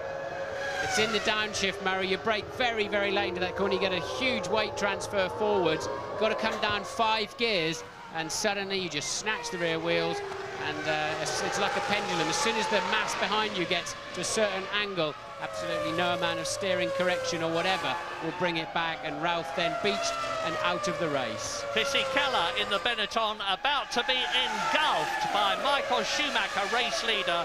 14th is lapped by 1st, and Mika Häkkinen is being held up because in front of Mika Häkkinen is the arrows there, you see, and he's passed it now, and now he has got to get past Fisichella in the Benetton as Michael Schumacher sprints away. The gap is still 1.8 seconds, or was at the end of the previous lap. They're on lap 23 out of 65. Yes, the problem you always have leading any motor race is if you're when you're coming through the back markers, you're tending to wake them up and alert them. I mean, we're barely a third into the race and they're being lapped, so then they're much more aware for the next man coming through. And where I can hear you saying is David Coulthard, the answer is that he's passed Fisichella. You saw that happen. He's 13th at the present moment, but he's 11 seconds behind Luciano Bertis-Prost in 12th position. He's lapping about 1.4 seconds a lap faster, so it's going to take him some time to catch him. And then he's got to get past Trulli and Alesi and Montoya and Raikkonen and Panis if he's to get into the points. But the good news for British enthusiasts and Jaguar enthusiasts is that Eddie Irvine is now in 6th position. Ferrari, into the pits comes Schumacher. Yep. Schumacher in the pits this time, an early stop, James. Yeah, bang on time, actually. We said lap 23, and this is exactly what he did last year. He stopped on 23, and Häkkinen stopped on 26. Watch how much fuel goes in. Should be about 7.6 seconds worth. That's a bang on target for a two-stopper. The clock, I'm just waiting to see. Yeah, it's about 8.2 seconds. I timed it 8.2, guys, so bang on target for a two-stopper. Perhaps a reasonable amount of fuel for a middle stint. Let's wait and see what Häkkinen does. Yeah, let's, because Michael Schumacher rolls majestically out of the pit lane, gives it bags of welly as he crosses this line, which indicates that he is clear of the mandatory speed limit area, and gets back into the race. A smile on the face of the McLaren people, because they know then that if they can do another 3 laps, let's say, or whatever they can do, suggest their car is carrying about 0.2 of a second more fuel than the Ferrari on the weight. So Villeneuve he was in 4th place at that time, making a good 8-second stop there. So Häkkinen now needs to pull out some banzai, almost Schumacher-esque mid-race laps. Indeed he does, and the fastest lap we have so far is Schumacher, 1:21.832. Mark that. And Häkkinen leads the race. Michael Schumacher is 2nd, still ahead of Rubens Barrichello. Villeneuve is 4th, Heidfeld is up to 5th, Eddie Irvine is still 6th. Catch a load of that, 1:21.6 over the line then. A new lap record from Mika Häkkinen, and he's doing exactly what he has to do. You've got to wonder why he didn't push a bit harder earlier, because he wasn't in the dirty era of the Ferrari. He was holding station about 2 seconds behind. Now he's got to maximise whatever fuel load he's got in that car. Yeah, this is a classic bit of motor racing you are watching. Race leader goes in, new nose cone for the Benetton of Giancarlo Fisichella. He's had a coming together with something or other. he was down in 15th place, which means to say that Alonso, who fought him so hard, even though he's had a pit stop, will probably be back in front of him. Now, you remember that previous lap of Mika Häkkinen's 1:21.6. Let's see how this one stacks up. He's just done the fastest lap of the race. If he can keep it going like this, when he comes in to make his pit stop, which should be shorter than Michael Schumacher's by virtue of the fact he's got to take less fuel on, it's going to be very, very close indeed for the leadership of the Spanish Grand Prix. And not another clutch problem, surely, for the BAR. Remember, it was Villeneuve, wasn't it, getting parked in the pits. And this time around, Panis having some kind of a problem. Maybe he just stalled it. Should be a computer-controlled anti-stall system on there that virtually prevents that. And it's Barrichello in this time around. From second position, because he got ahead of his teammate Michael Schumacher. The Ferrari mechanics already. Beautiful controlled stop. Now, Michael Schumacher's stop took 8.7 seconds. On go a set of new boots. The fuel filler is still in. Steps well back. No clock. Can't tell you what the time was, but it looked like a very good, clean stop to me. 1:21.1 for Michael Schumacher, using those brand new tyres I was starting to tell you about early in the race. He's been so smart this weekend. He's the only man with 3 new sets of tyres available. Some of the others, only 1 new set available to them.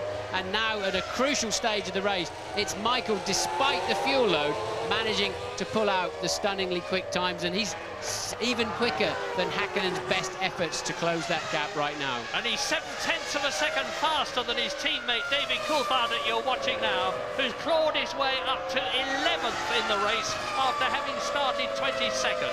He crosses the line to complete his 25th lap into his 26th lap. And Michael Schumacher, the fastest man on the race. When Mika Häkkinen comes in, it is going to be dynamite.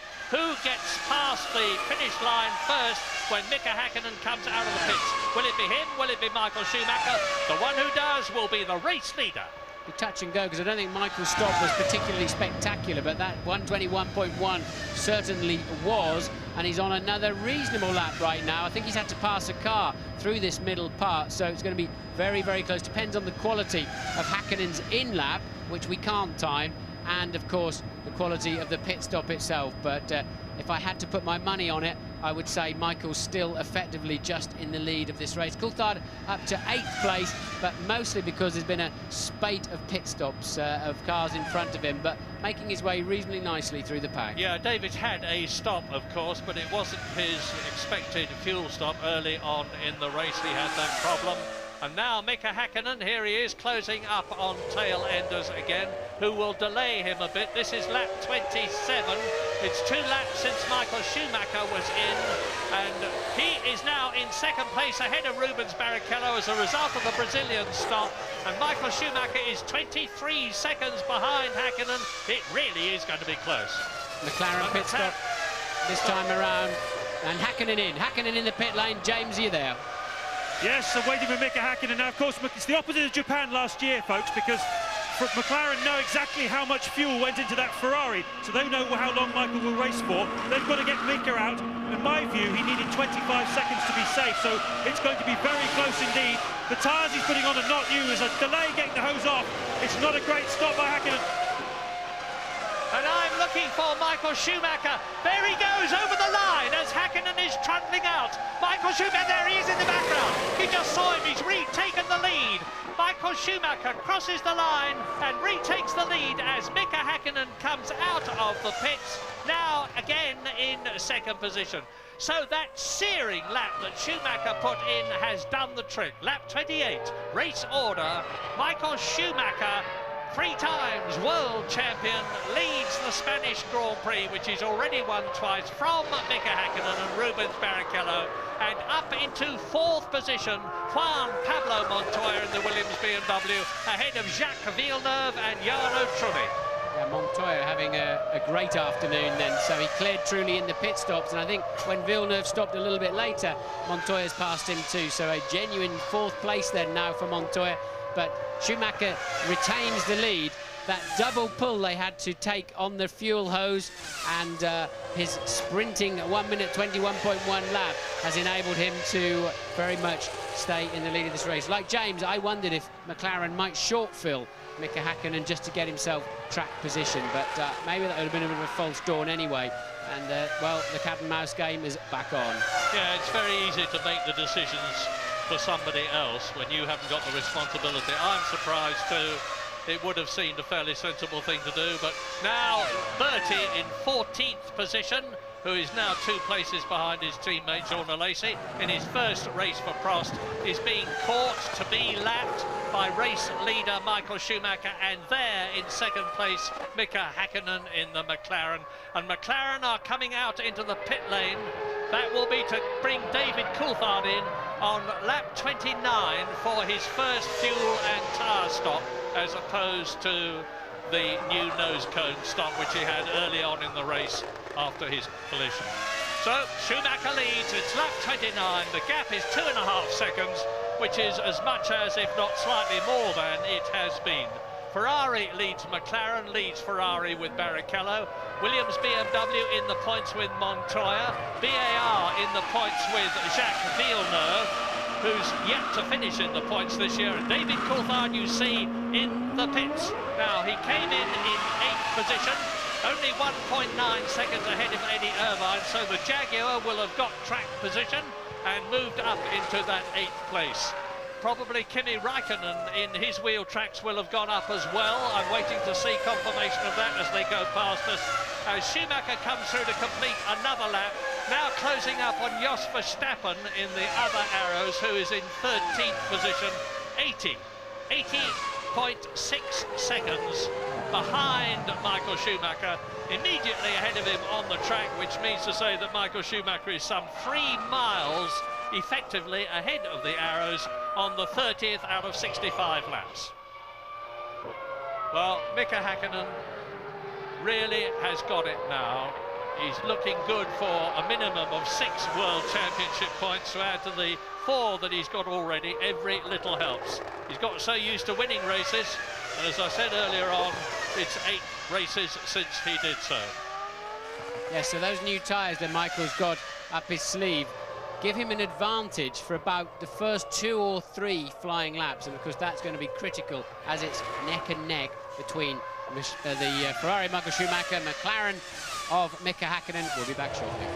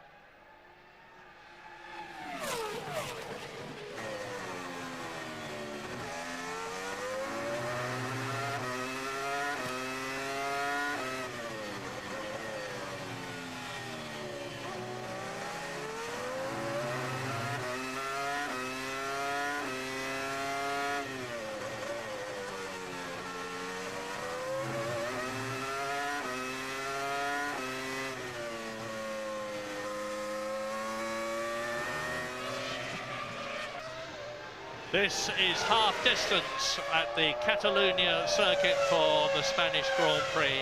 and you're looking at Michael Schumacher, who's just edging away from the car you're looking at now, that of Mika Häkkinen. The gap has increased from about 1.8 seconds to 2.9 seconds. On his previous lap, Michael Schumacher, who's scything his way through traffic, was 0.7 of a second faster than Mika Häkkinen. That has improved the gap between the two of them. Rubens Barrichello is still there. It's looking very good for Ferrari again in this race. It's perhaps slightly early days to be talking about championship points in this race, but at the present moment, Ferrari are on 14 World Championship points in the Constructors' contest, compared with 6 for McLaren, because Häkkinen in second place is the only point scorer for the team at the moment. David Coulthard is down in 11th place, and he's got to gain another 5 places before he could be in the running for 1 World Championship point. Absolutely terrible luck for the Scotsman, who had driven so brilliantly in the first 4 races of the year. A win, 2 second places and a 3rd place on the podium in every race. And then he had that problem of not being able to get away on the line, as a result of which he had to start at the back of the grid, which shot himself in the foot very thoroughly indeed. Michael Schumacher now coming up to Tarso Marquez to lap him for the 2nd time. This is the 33rd lap, so if he keeps this up, he's going to be about 4 laps ahead of the Brazilian. And Marquez is soldiering on. He was the last to qualify. He is the last in the race. Let's hope he doesn't get in the way. He does not do so. And Michael Schumacher laps him, continues on his seemingly victorious way. Lap 33 out of 65, over half distance then. And Ferrari looking very good indeed. Williams BMW still looking good in spite of the fact that Ralf Schumacher spun off earlier on, and Montoya is in that 4th place. BAR still on 2 World Championship points for Jacques Villeneuve, whose teammate Panis started in front of him but is now in 10th position compared with Villeneuve's 5th place, and the Jordan of Jarno Trulli is still in 6th position. And the remaining lot in the top 10 are Heidfeld 7th, Irvine Jaguar 8th, Raikkonen in the 2nd Sauber is 9th, so both the Saubers are in the top 9, and Olivier Panis is 10th. The next man down the track at the moment for Michael Schumacher is Coulthard, 11th place man, who's currently 75 seconds behind as he's trying to find his way through the pack, and he's going to find it harder now, is David Coulthard, because the runners in front of him, Panis, Raikkonen, Irvine, Heidfeld, they're albeit a second a lap slower, they're very fast cars, and they're going to be so difficult for him to overtake. In a way, if the leaders come through and push the pack around, it may give him a better chance to make up places, as ironic as it seems, if he may be lapped at the same time. Coulthard better be hoping, I suspect, that it's going to rain this afternoon before the race is finished. Louise. Get a word from Ralf Schumacher here. Ralf, I know Williams have had some problems with their electronics this weekend. Did that contribute to her accident, or was it just a simple mistake? No, I don't know yet. I mean, it's pretty early to say now. I mean, strange was I was totally straight. I touched the brakes, and all of a sudden the rear came out. So there was something quite strange. Well, rather I locked the rear simply, the rear brakes, or something else was wrong. We have to check that, because I wouldn't say that you usually spin at that position. Bit of a contrast to last weekend for the last race. I mean, these things happen. You know, it was a shame because I was in a relatively stable 4th position. I was catching up Barrichello again, so it was a shame, yeah. You have to be very phlegmatic in this business, Martin. Ralf Schumacher, a brilliant win for the first time in Italy 2 weeks ago. Off the circuit this time, and take the rough with the smooth.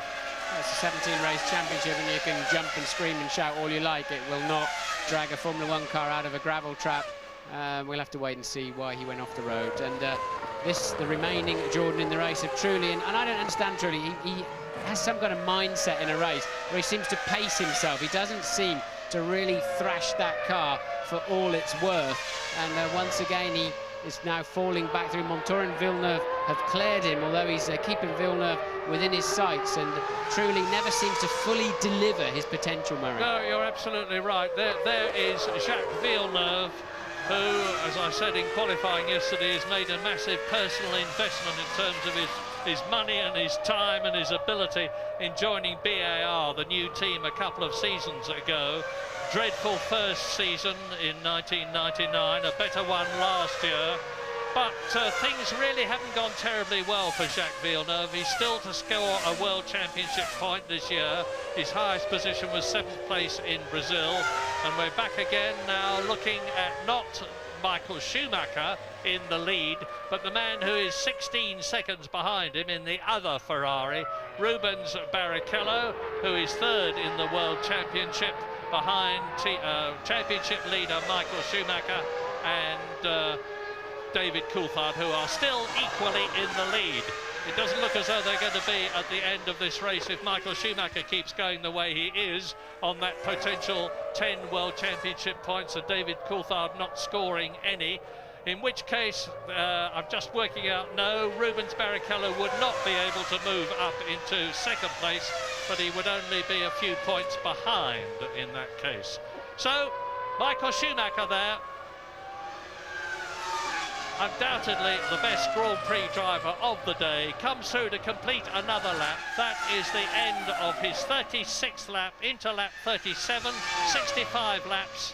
He's pacing himself now because he's increasingly pulling away from Mika Häkkinen. On the previous lap, he increased the gap by just 0.2 of a second.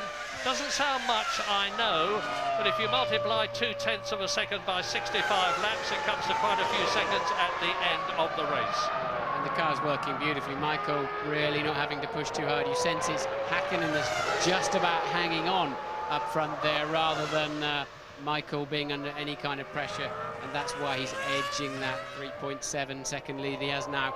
He can be more confident in the back markers, and he can just look, he's hardly working at the steering wheel at all. Really, the car's working beautifully.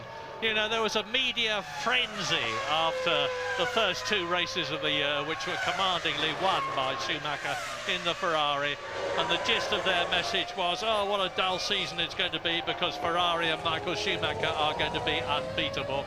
Well, David Coulthard proved him wrong with that brilliant win in Brazil, and then his brother Ralph proved them wrong with that brilliant win at the San Marino Grand Prix in Italy. And then the media was saying, oh, it's all up for Ferrari, they're over the hill. Well, Michael Schumacher said yesterday, you can get things wrong, and they've got things wrong. We've had 1 or 2 problems in the last 2 races, but believe me, we've lost none of our ability, none of our speed, none of our togetherness. We've still got Ross Brawn, we've still got Rory Byrne, we've still got Paolo Martinelli, who is the engine man. We've still got our brilliant team manager, Jean Todt, and although he didn't say it, of course, they've still got Michael Schumacher. And those 5 men together make an absolutely brilliant partnership, and they're proving it in this race. Lap 38, 4 seconds, 3.6 seconds ahead of Mika Häkkinen, as we look at Kimi Räikkönen, the Finn in the Sauber, the sensation of the year 2001, chasing Eddie Irvine's Jaguar in 8th position. The green Jaguar, the only one left in the race, De La Rosa, of course, out after that, coming together with Heinz-Harald Frentzen early in the race. They were the first 2 retirements. Benaldi out in the Arrows, Ralf Schumacher out in the Williams, and on lap 38, Michael Schumacher leads Mika Häkkinen by 3.6 seconds, Rubens Barrichello by 18 seconds, Montoya by 45, Villeneuve by nearly 50, and Jarno Trulli by 52 seconds. Going for a break, we'll be back.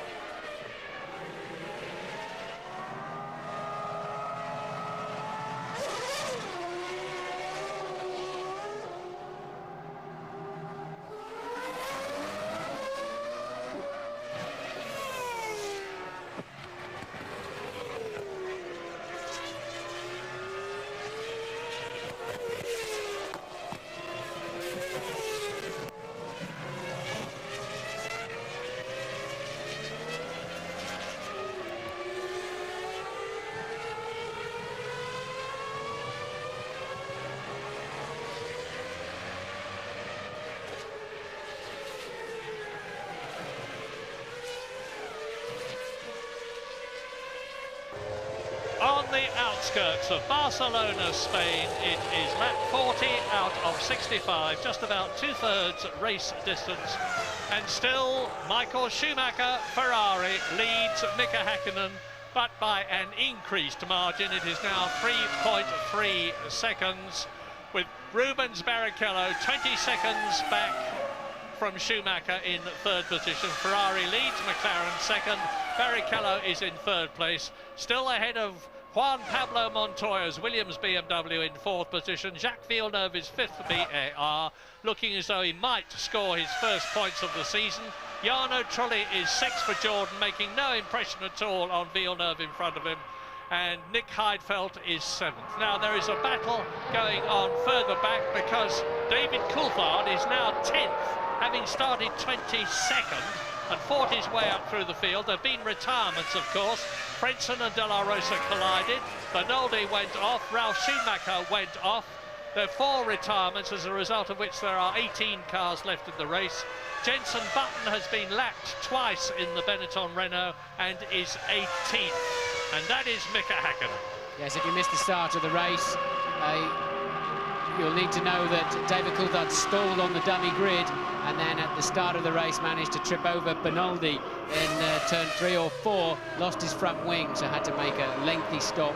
So was running plumb last by some margin, and we don't know if it was a mistake or a technical problem of him on the line, but it certainly spoiled his afternoon. As you watch Trulli leaving the pits after taking on board 9.4 seconds worth of fuel. European Minardi there, can't see the driver, it must be Alonso, he's in the pit according to the computer. Martin, in this particular event, on this particular circuit, the traction control that we've heard so much about probably won't make all that much difference compared with somewhere like Monaco, for instance. I think it will make a big difference, Murray. I've been listening to how much traction control they're using through the corners. You can't hear it so much in turn 4. There's some smaller corners later in the lap where it's really banging and popping and spluttering. It sounds like a load of gravel in a 5-gallon drum being washed around. It's an awful sound and a crime to make a Formula 1 car sound like that, in my view. But I think they're leaning on it quite heavily. And it can be a killer for the engines, of course, because they're spinning at some 18,000 RPM. Yep. Yeah, absolutely. You heard Häkkinen's car splattering there. Montoya in for his second scheduled stop of the afternoon. And Villeneuve. Villeneuve's in there as well, and they were 4th and 5th. And Montoya gets out, and Villeneuve is held and has failed to make any impression on the Williams BMW on that pit stop. And Mika Häkkinen is now over 4 seconds behind Michael Schumacher. I don't know whether we can learn anything from this in terms of the relative strengths of Ferrari and Schumacher and Häkkinen and McLaren. If we can, it is that Ferrari are marginally stronger, because Schumacher at the wheel is just steadily inching away and increasing that gap over the flying Finn, as he signs himself. Into the pits comes the Bennett, an adjustment of the front wing there. It's Giancarlo Fisichella revving the engine, 16th position. And I keep on saying this, but it's a bad race for Benetton. Not that they really expected anything else. They're down in 16th and 18th positions out of the 18 people who are in this race. Meantime, at Viry-Châtillon, on the outskirts of Paris, the Renault technicians at Renault Sport are working furiously to improve the horsepower of their V10 111-degree engine, and my goodness, they need to. And Ferrari, as you saw for yourselves, are getting ready to bring, I imagine, race leader Michael Schumacher in for his second stop, just about bang on target. Last year, Mika Häkkinen came on at lap 41 and lap 42. Here is Schumacher. Up goes the filler cap, and the refueler just waits, and bang, a beautiful stop. Michael Schumacher stops millimetrically perfect so that the fuel filler can slot in. Brand new set of tyres again then for Michael, and that was the stop that cost him this race last year when they had the fuel problems and the lollipop went up too early, but no such problems for Michael this time around, and surely now, barring problems, and he's driving so easily and so smoothly anyway. I don't think he's near the limit at all yet of his performance this afternoon. Surely Michael Schumacher now has this race in the bag. Yeah, you can tell from the car language that Michael Schumacher is very well within his limits. He is on lap 44 now. Mika Häkkinen has gone through, of course, and there he is. He's coming up to Jacques Villeneuve, who is in 8th position in the BAR. So we're getting the second fuel stops now, just about absolutely bang on target. I was expecting them round about laps 23 and 41, and that's more or less when they have come in. And, well, Mika clearing the BAR easily there, and just to add more pain to the Häkkinen camp, he's had a pretty difficult lap, just where he needs to be sprinting. He's caught a gaggle of cars as Button is in for his second stop of the afternoon. So Jenson Button then, and each time he comes in, they're having to stick the fuel flap filler down. That's what they were doing last time around with a bit of helicopter tape, and that's why they lost so much time. But there's Coulthard currently up in 7th place, but yet to stop again. Yeah, David Coulthard currently up into 7th place, and that is 1 place off a World Championship point as he closes up on the 6th place man, Juan Pablo Montoya. But as you rightly point out, Martin, as Barrichello comes in for his stop, David Coulthard has yet to do the same thing. Hear that engine racing in the background. Out he goes. Nice, smooth one. Watch the filler. No, you didn't see it. But the filler cap over the main orifice closes automatically as the driver changes up into a higher gear. Out back onto the track goes Rubens Barrichello, looking good for 4 World Championship points, joining behind Giancarlo Fisichella and ahead of Luciano Berti, who is in 13th position. Here is Häkkinen, and it's lap 45 out of 65. And I say again, the retirements in the order that they left the race. Frentzen and De La Rosa, I put them together because they went out together. It was a collision. They're both perfectly okay, each blaming the other. So Nolde out in the Arrows, Ralf Schumacher out in the Williams, and into a points place goes David Coulthard. But now he is in the pits. There he is. They've stopped Coulthard early. He was getting held up behind Montoya. So I think they've reversed the 2 McLarens around. Coulthard getting well out of shape 2 or 3 times into that corner. He's had a moment through this afternoon under braking, but I think they've decided to pit him early, so in a hope he can clear Montoya and get genuinely up into the points. Yeah, and in the past, the championship has been won by not 1 point, but by half a point. In 1984, Niki Lauda in the McLaren beat Alain Prost, his McLaren teammate at the Portuguese Grand Prix, to get the extra half point that was needed. And the reason that there'd only been half a point in it is that in the Monaco Grand Prix that year, the race distance was cut short, as a result of which only half points were awarded. And poor Alain Prost lost the World Championship by just half a point. He went on, of course, to win eventually in 1993 his 4th World Championship. Only one man in the history of Formula One has done better than that. The great Juan Manuel Fangio, who won it 5 times for 4 different constructors. Lap 47, Mika Häkkinen, Michael Schumacher out in front ahead of Rubens Barrichello. Eddie Irvine was up into 4th position in the Jaguar, but is now in the pits. Yes, Mika Häkkinen then is leading the race by 21.4 seconds, of course, yet to come in for a stop, so we know that to be around 25 seconds for a stop. He'll have to take on less fuel than Michael Schumacher. Of course, he needs less in this stop to get to the end of the race, but I don't see it being anything like enough. Häkkinen doesn't have the speed now, and clearly Michael cannot have any more pit stop problems. There's no way, there's nothing available, no tools available to McLaren now to springboard Häkkinen into the lead of this race. No, and it means that there's a lot of very hard work to do. How the fortunes can change in Formula One, because look at how dominant McLaren were in 98 and 99, with Ferrari nevertheless winning the Constructors' World Championship in 1999, which they repeated last year. when Michael Schumacher took the Drivers' Championship for the 3rd time in his career, the 1st time for Ferrari, and now, without a doubt, Ferrari have got the edge over the great McLaren team. And P1 goes out the board to Mika Häkkinen. He knows he's in the lead, but he also knows he's got to come in, and he also knows that Michael Schumacher has already done so.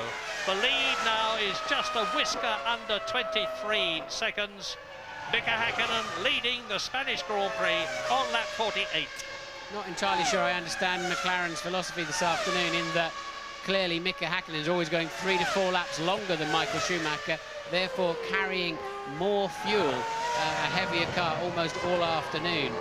And I really don't see how that could pay off, especially as the tyre degradation here is enormous, and a new set of tyres is always going to keep Michael somewhere in the lap time window that he needed to be in. So still wondering maybe if they could have short-filled Häkkinen in the middle sector of the race and tried to bring him into play, as it were. Well, remember what I said earlier on when I was talking to Jim in the studio? Is it going to rain? Yes, it is, I said, but maybe it won't. Well, it hasn't. It's still as dry as a bone here. The clouds are still as black as ever overhead, but they've yet to discharge any of their cargo.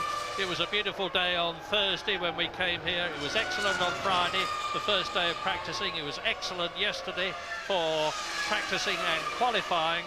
It's been dull today, but it's still dry. Mika then going a long way on this stint, having been talking about how much fuel he's got on board. He really had a lot of fuel on board. He's now into the 49th lap. His lead is up to 23.5 seconds now, so a critical stage here. And that's Barrichello with a problem, is it? Yeah, it looks like it. I wondered if there was anything significant. You saw Adrian Newey there in the black cap and the McLaren uniform, who is the team's designer, talking to Pat Fry, who is the top man on the strategy side. I think that's got a broken suspension, Mary, broken right rear suspension. That's why his left front's in the air. That's not a puncture. We think he's been off, but whether it's cause or effect, I don't know. I suspect suspension failure would be a cause, and that'll be a great worry for Ferrari. Mika Häkkinen, meanwhile, having just said they've got no tools to get him in front, is on a bit of a charge. Has he got enough fuel? Can he go far enough to close up what was a 4.7-second gap before Michael Schumacher pitted, James? Yeah, we shouldn't get too distracted by this Barrichello thing, because significant as it is that he's gone off, as you say, Martin, it's now 24.6 seconds, this gap from Häkkinen to Schumacher. You were saying you didn't quite understand their strategy, the strategy of the McLaren team. Possibly, I think it is that the traffic would come into play, and Michael Schumacher is now stuck behind Montoya in particular, and other traffic and cars in the way. We're not far away from Häkkinen's stop. It's going to be very close indeed, because he'll only be stationary for about just over 6 seconds, and it could be just a second in it will decide this Grand Prix. Yeah, that's thank you, James. It's a very silly thing I've just seen.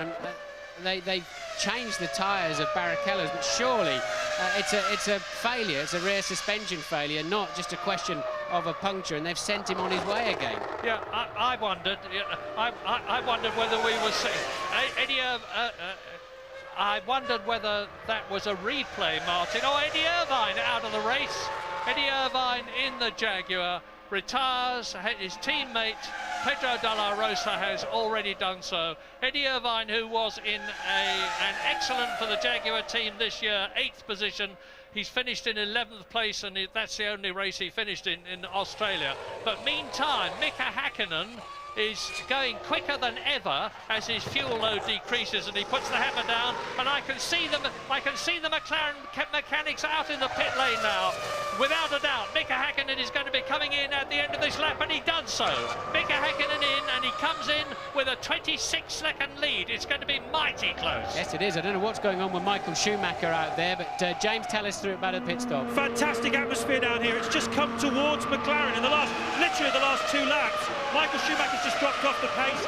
Maybe traffic, whatever. Häkkinen's put the hammer down. Slight delay, but a nice stop by Häkkinen. It's going to be very, very, very close. Yeah, I'm looking for Michael Schumacher, and he still hasn't gone through, unlike the last time. And Mika Häkkinen's coming down to the end of the pit lane. Michael Schumacher just is into the straight, and Mika Häkkinen is going to get the lead. He does so. There is Mika Häkkinen. He's in the lead as Michael Michael Schumacher comes out to lap Jos Verstappen. It's going to be a fantastic last 15 laps of this race because Michael Schumacher has done his stops. Mika Häkkinen has done his stops. Mika Häkkinen is on a newer set of tyres and will therefore have greater grip. And Rubens Barrichello in my sight as I look across the pit lane rolls out of the race into the garage, and Montoya in the Williams moves up into a podium position, 3rd place. What a development. I can't believe Ferrari didn't see that, the team didn't see Barrichello's real problem on the TV screens, but how wrong was I about McLaren not having the tools to get Häkkinen in front.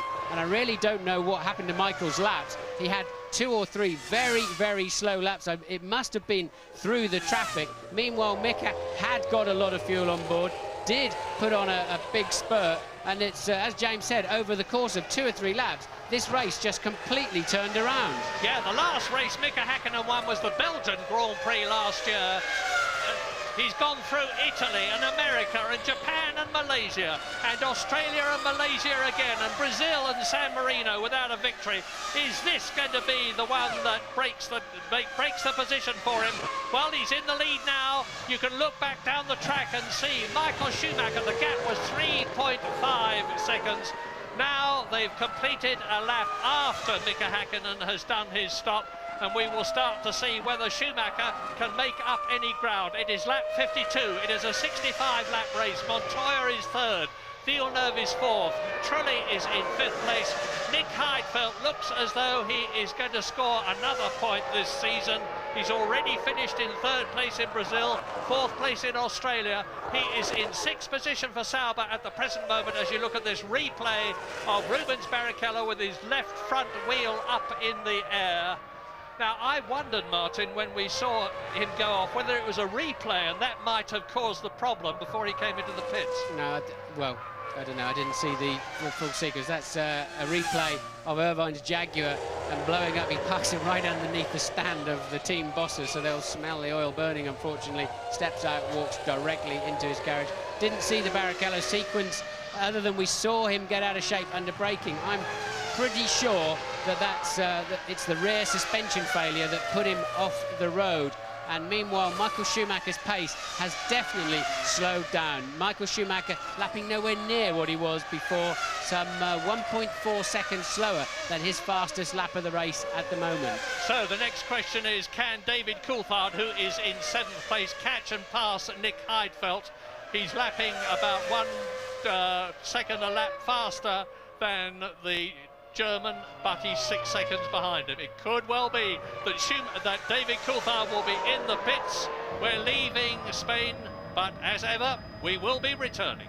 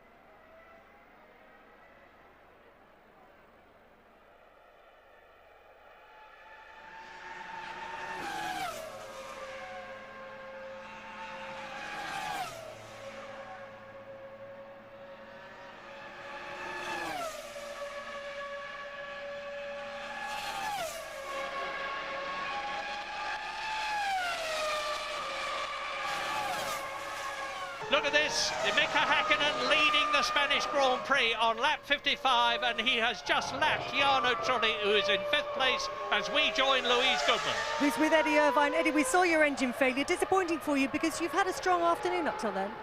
Yeah, it was as good a race as we could have done, really.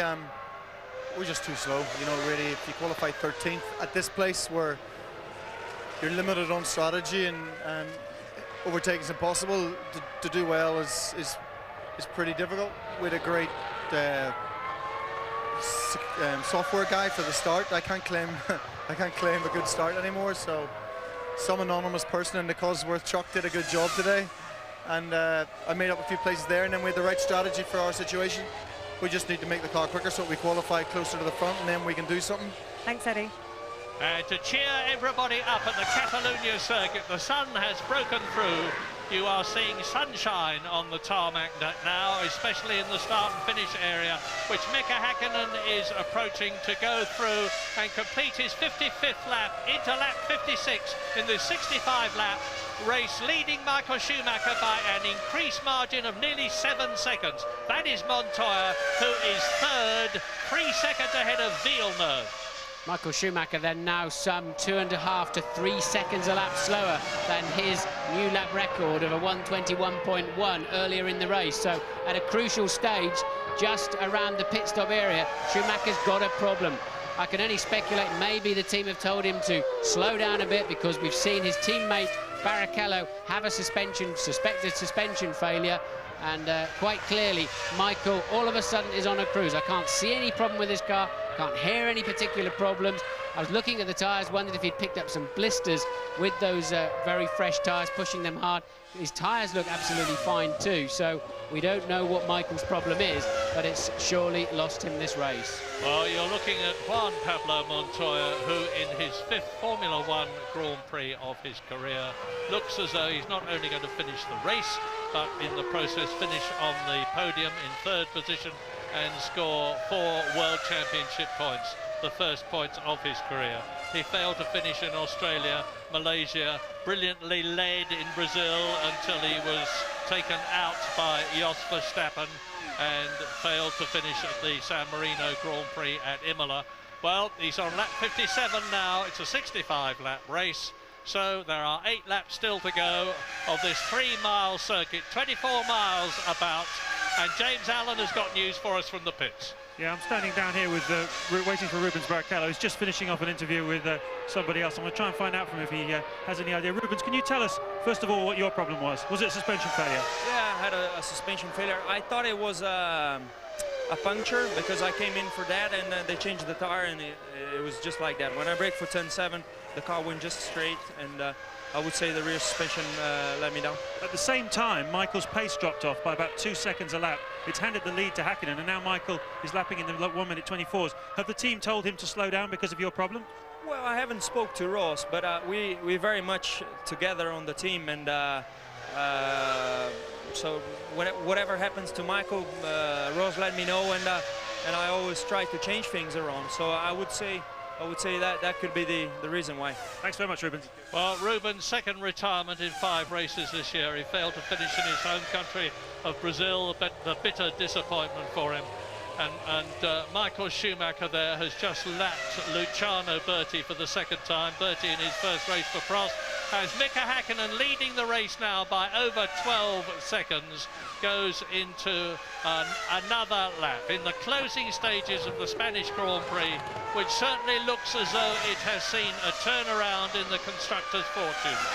Coulthard now then just 8/10, that's Häkkinen of course, but Coulthard now just 0.8 of a second behind Heidfeld, the current 6th place man, and he badly needs a point or two this afternoon. The next man, if he passes Heidfeld, would be truly another 7.5 seconds down the road. So suddenly it's all turning around nicely for the McLaren team. Michael Schumacher now effectively just about the slowest man on the racetrack. Now he's down in the late 1:25, and the lead is up to 15 seconds. Yeah, and it's, as you say, looking good for McLaren, particularly in the Constructors' Championship, because they're on a potential 11 Constructors' World Championship points compared with 6 for Ferrari, to close the gap from 10 points for Ferrari's advantage to 5 points if they finish where they are. I always make that caveat because in the closing stages of a Grand Prix, all sorts of things can happen. That was a bad effort there for Villeneuve, not by him. He was very courteous to let the leader through. And he was only just over 2 seconds behind Montoya, was Villeneuve. But he lost an awful lot of time. He was very courteous, and Häkkinen seemed to be taking forever to actually clear him and get out of the way. I'm going to be most interested at the end of this race to hear what Michael Schumacher says in the drivers' interviews. Here he is being taken by David Coulthard. That's Coulthard unlapping himself, Murray. So Coulthard, current 7th place man, unlapping himself on the ever slower Michael Schumacher. And David Coulthard still in his 7th place, still behind Nick Heidfeld, who'll be hanging on grimly. Heidfeld with the Ferrari engine badged as a Petronas in his Sauber, the team that's made the most progress this year in comparison with last year and its past. And it's still on lap 59, Häkkinen, the gap 17 seconds to Schumacher. The Williams BMW of Montoya in 3rd position, then the BAR of Villeneuve, the Jordan of Trulli, and the battle between Heidfeld's Sauber and Coulthard's McLaren for that 6th place and the last World Championship point. Well, there's the man who knows exactly what Michael Schumacher's problem is at Ross Brawn, and he's up on the pit wall and clearly is not about to tell us or anybody else, and that's how close Coulthard is now to Heidfeld. But Heidfeld's got a good car around here. You can hear them popping and splashing away on the traction control. Listen to them. Yeah, he's got... And his only chance really is to keep close through turn 13 and hope he can get him at the end of the straight. But Heidfeld's Ferrari engine in the back of that car is giving out pretty good power as well. Coulthard then not close enough at the moment for a tow. Can he pick it up in the second half of the straight? I don't think so. Much more experienced driver, 112 Grand Prix to 21 of Heidfeld. Heidfeld, who is the man who won the Formula 3000 championship a couple of years ago, drove for the Prost team when it was just about at its lowest ebb last year, and his confidence was very low. He's got it right back with a very fine motor car, this Ferrari-powered Sauber, and he will know that he's got to hang on to that place that he's got now by keeping David Coulthard back somehow or other, fairly, and just look at the way that Coulthard is harrying him. And Heidfeld has got to hang on for at least 5 laps like this, because this is lap 60. It's a 65-lap race, as I keep saying, and they're coming up now to Jenson Button, who is down in 15th place. And if either of them puts a wheel wrong there, the place could change. Heidfeld's got to decide where he can attack Button. Button will see them coming up in his mirrors and will realise that he's being lapped, and I'm sure will move over and let them through. But if he hesitates, and Coulthard can see an advantage, he could dodge out from behind Heidfeld and take the place. Yes, this is an interesting situation. You've got lapped cars lapping other cars that are at least 2 laps down. But look, Coulthard very, very close behind Heidfeld. Can he stay there through that last turn? He's much closer this time around, and surely now he's in the sweet spot for a good slipstream. Heidfeld beginning to cover. Coulthard going for some slipstream off the back of the Button Benetton, and yes, he had a double helping of slipstream down there. Smart thinking by David Coulthard, saying, OK, you want to block that way, I'll go and use his slipstream instead, and into the point-scoring position. And who would have thought that could have happened when this race began? When David Coulthard failed to get away, had to go round the formation lap, catch the others lap, start last in 22nd place behind Tasso Marquez Minardi, European Minardi, and he's fought his way up into the points with a magnificent fighting drive. He's now in 6th position for a World Championship point. Can he catch Jarno Trulli ahead of him? I very much doubt it, because there's about 7 seconds and there's only 4 laps to go. But Coulthard didn't help himself, of course, when he knocked his front wing off and had another 20-second pit stop at the end of the first lap. So he's pretty much spoiled his own afternoon there, I think, as David Coulthard made a good fist of coming back through the field. Well, a searing new lap record for Michael Schumacher, which beats... Oh, here's a replay. Watch David Coulthard timing it to perfection, dodging out from behind the rear wing of the Benetton to move ahead, and yes, says Bob McMurray on the left, as his man moves up a place into the points. Lap 62, And here he is, David Coulthard, who was second in Australia, who is third in Malaysia, first in Brazil, second at the San Marino Grand Prix. Looks as though he's going to make it World Championship points in the first 5 races of the year. There's truly then 7 seconds ahead of him. And this, amazingly, is Mika Häkkinen about to lap third-place man Montoya in the BMW Williams. So Häkkinen then will have lapped everybody except Michael Schumacher, who's now a full 28 seconds behind him. Yeah, Mika Häkkinen very, very relaxed and chatty and cheerful this year. And some people were saying that after 2... here's the replay. Yeah, that's a replay, I think, of yet another car unlapping himself, Prost unlapping himself. So now we're getting a feel for Michael's problem. It's a speed-related, it's an engine power-related problem, and quite clearly not using full throttle. Maybe he's low on oil pressure or something like that. James, what can you tell us? I can't tell you about the Schumacher situation. They're keeping their cards very close to their chest, but we will get a word, hopefully, with Ross Brawn at the end of this race and tell you exactly what the problem is. What I can tell you is that last time McLaren handed a board out to Mika Häkkinen saying he won easy. Once again, I've been here so many times and seen that board handed out to Mika Häkkinen, particularly at this racetrack. He's enjoying himself. He's in the lead, he's back, he's really bouncing back, and they want him to slow down and not throw it all away. Yeah, I was saying it's a very cheerful and chatty Mika Häkkinen. A lot of people were saying, well, he's relaxing, he's won the World Championship, he's lost his urge. How wrong, how very, very wrong.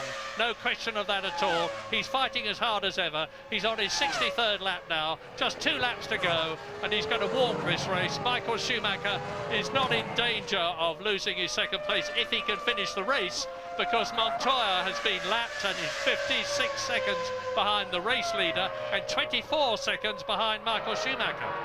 Yes, Schumi now's a full 7 seconds per lap slower than he was going earlier in the race. So, as I say, I'm pretty sure it's an engine-related problem now for Michael Schumacher. Traction control related? We're looking for straws now. Well, it could be, because during the traction control phase, the cylinders are cut, the mixture, the spark has changed. Butterflies are sometimes moved. It's quite a complex situation. Michael really going slowly now. So, but alternatively, it could be something like a hydraulic pressure, Murray, or an oil pressure situation where he just wants to coast. He does have a half a minute in his pocket to third place man, but he's going to need it if he has many more problems than this. Just look at the way that Kimi Räikkönen there in 9th place in the Sauber Petronas has gone past the second place man, Michael Schumacher. But Mika Häkkinen is not far off now, completing his 64th and starting his 65th and last lap. And over the line goes the Ferrari. So it's just hang on as far as Schumacher is concerned.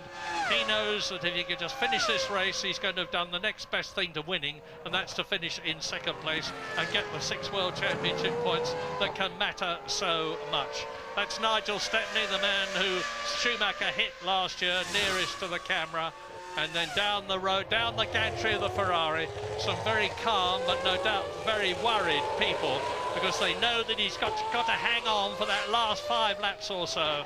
And it's going to be a wonderful return for Mika Häkkinen after some many races in the wilderness as far as he's concerned, and he has lapped Juan Pablo Montoya and is coming out of the last corner of the lap to start his 65th and last lap of the 2001 Spanish Grand Prix.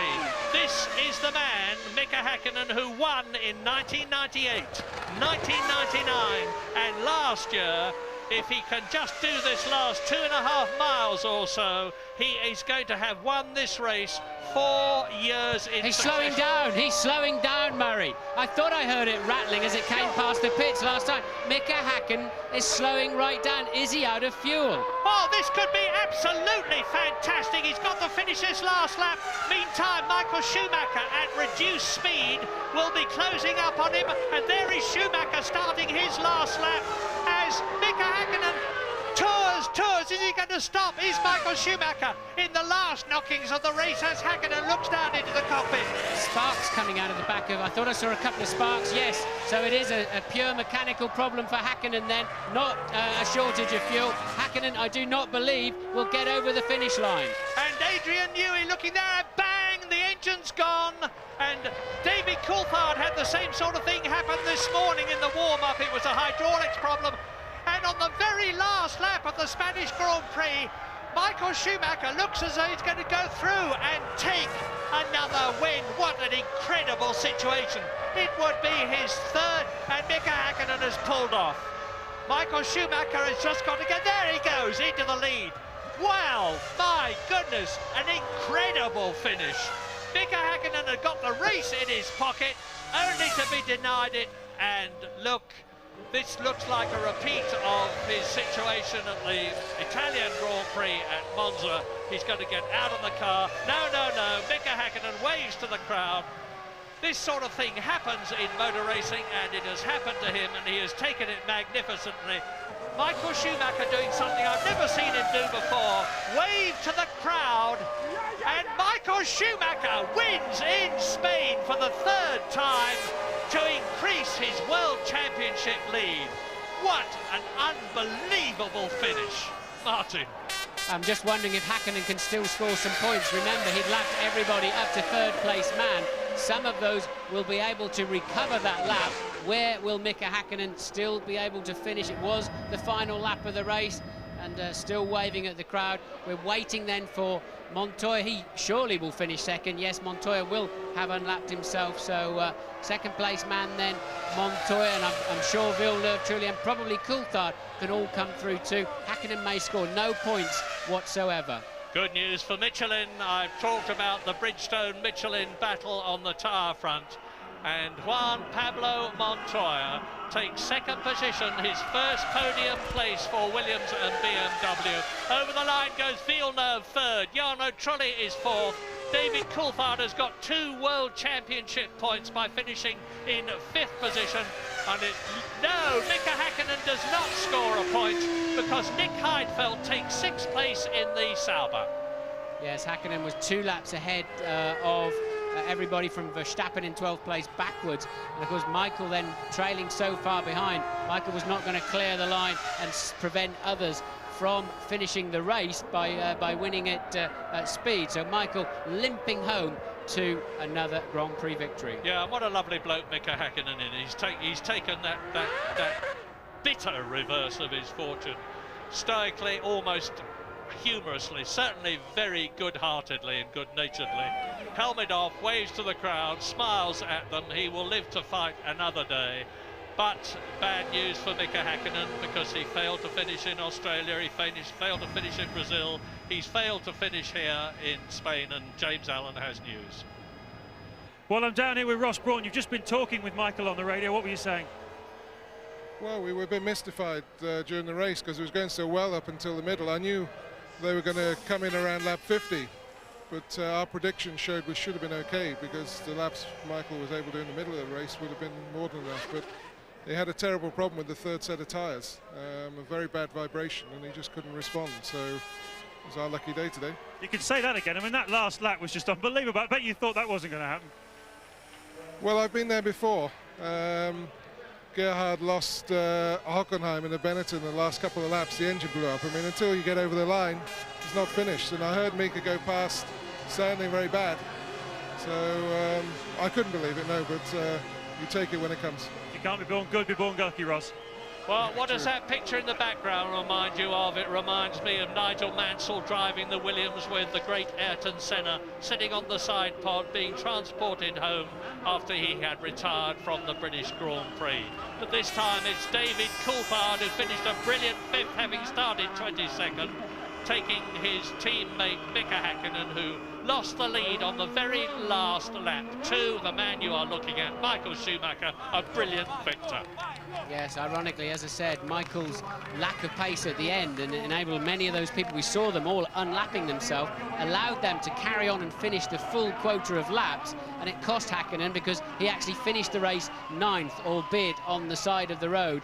And well, what a change of fortunes. It all looked so easy for Ferrari, didn't it? And all of a sudden I remember us saying, wow, it's turning in McLaren's favour here. And just at the last moment, there's 2 sick McLaren drivers there. Coulthard got 2 points, but he knows he could easily have won this race now. His car's run faultlessly, and Hakkinen, of course, had it in the bag with under 3 miles to go. And there he is, new boy, Juan Pablo Montoya finishes second. Michael Schumacher leads the World Championship now on his own from David Coulthard by 6 points, 36 to 28.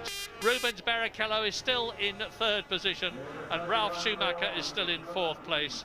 And Nick Heidfeld in 5th position, but Jarno Trulli moves up to 6th place ahead of his teammate Heinz-Harald Frentzen, as slightly bemused, I think, Michael Schumacher talks to Herbie Blash about his reverse of fortunes on the last lap of the Spanish Grand Prix, and Mika Hakkinen is transported not the way he had hoped, but nevertheless on wheels and not having to walk in.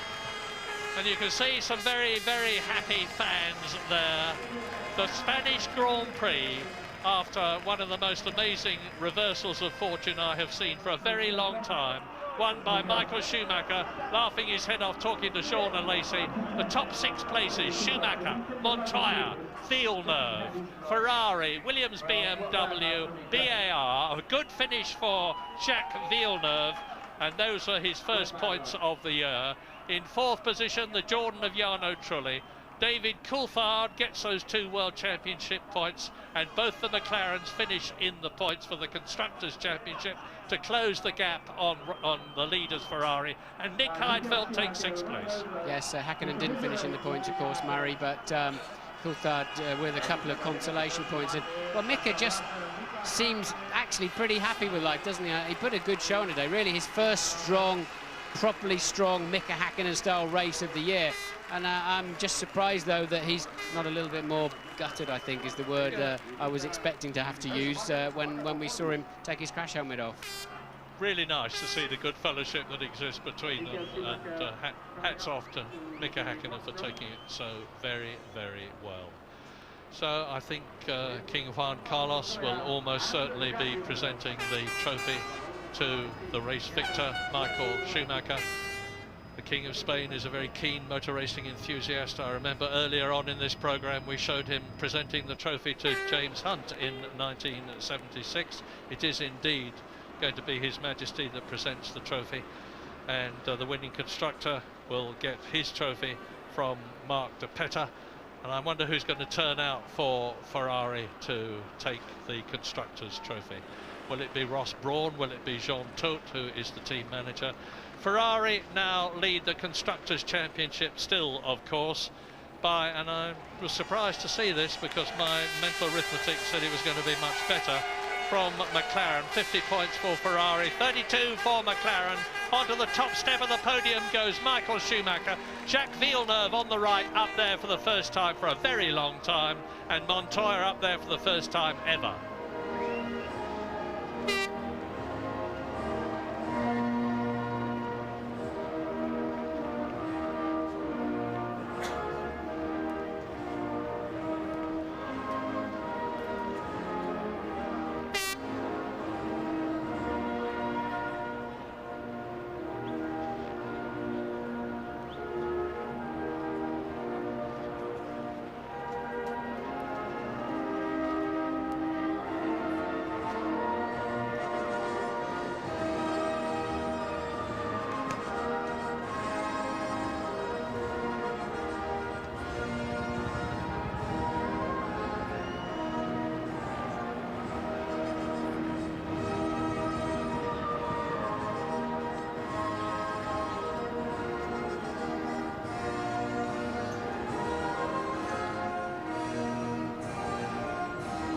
And a very important point, that is the first time ever that a BAR driver, and it's Jacques Villeneuve, has stepped onto the podium, 3rd place. And it is the national anthem of Italy for Ferrari.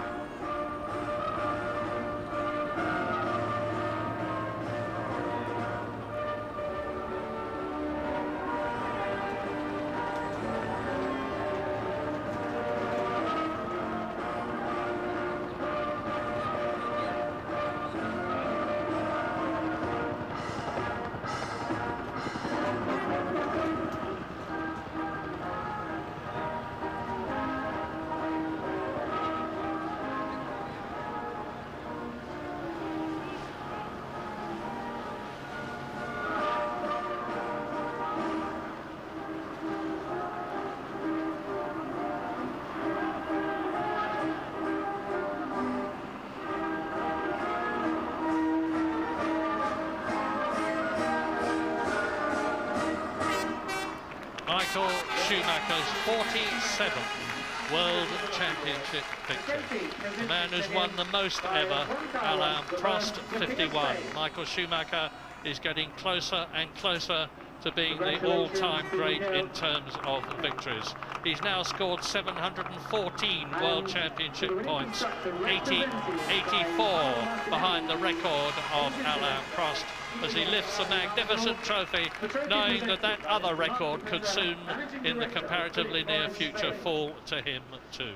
Michael Schumacher wins in Spain. A new boy on the podium as you watch the broken McLaren of Mika Häkkinen being recovered. The new boy, the smiling Colombian on the left, Juan Pablo Montoya. We're surely going to see him up there many more times in the future. And welcome back to the French-Canadian Jacques Villeneuve, the world champion of 1997, scoring those first ever points for the BAR team. Jarno Trulli, well, Jordan up there, and David Coulthard scores those World Championship points, 2 of them vital points for McLaren, and Nick Heidfeld, another great point for Sauber. Champagne time, they're going to get wet, but they will be very happy to do that. It's been in a magnificent cause. Ferrari has won, Williams BMW second, BAR third. That's the first time we've had a result like that. Thank you very much indeed, Murray. No rain then, but high drama in Barça. We will be reflecting the Spanish Grand Prix when you rejoin us. Martin Brundle will be up here in the studio with myself and Tony Jardine. We're going to hear from Ron Dennis, from Mika Häkkinen, from those three in the press conference as well. We hope to snatch a word with David Coulthard too, plus our competition. De prijs van Spanje wint. Nou, eerst maar even de uitslag op kaart. Maar komt dat zo meteen wel. Dan kan het in één moeite door. Montoya als beste Michelin-rijder op de tweede plaats achter Michael Schumacher. En dan Villeneuve, Trulli, Coulthard, Heidfeld. Coulthard toch nog 2 WK-punten. Begon als 22e aan de race. Heidfeld 1 puntje voor Sauber. Dan Panis net buiten de punten. Räikkönen 8e. Häkkinen toch nog als 9e geclasseerd op 1 ronde van de winnaar. De onfortuinlijke Mika Häkkinen. Wat een pech had die man in de laatste ronde. Dan gaan we op zoek naar de naam van Jos Verstappen. En die vinden we daar op de 12e plaats. Op 2 ronden van de winnaar Michael Schumacher. Achter Luciano Burti en voor Fernando Alonso. Maar in elk geval heeft Jos de race weer eens uitgereden. En dat is in ieder geval wat.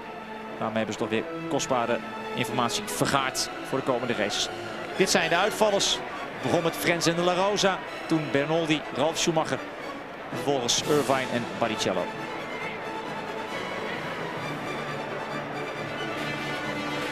Niet meer verwacht, toch nog gekregen.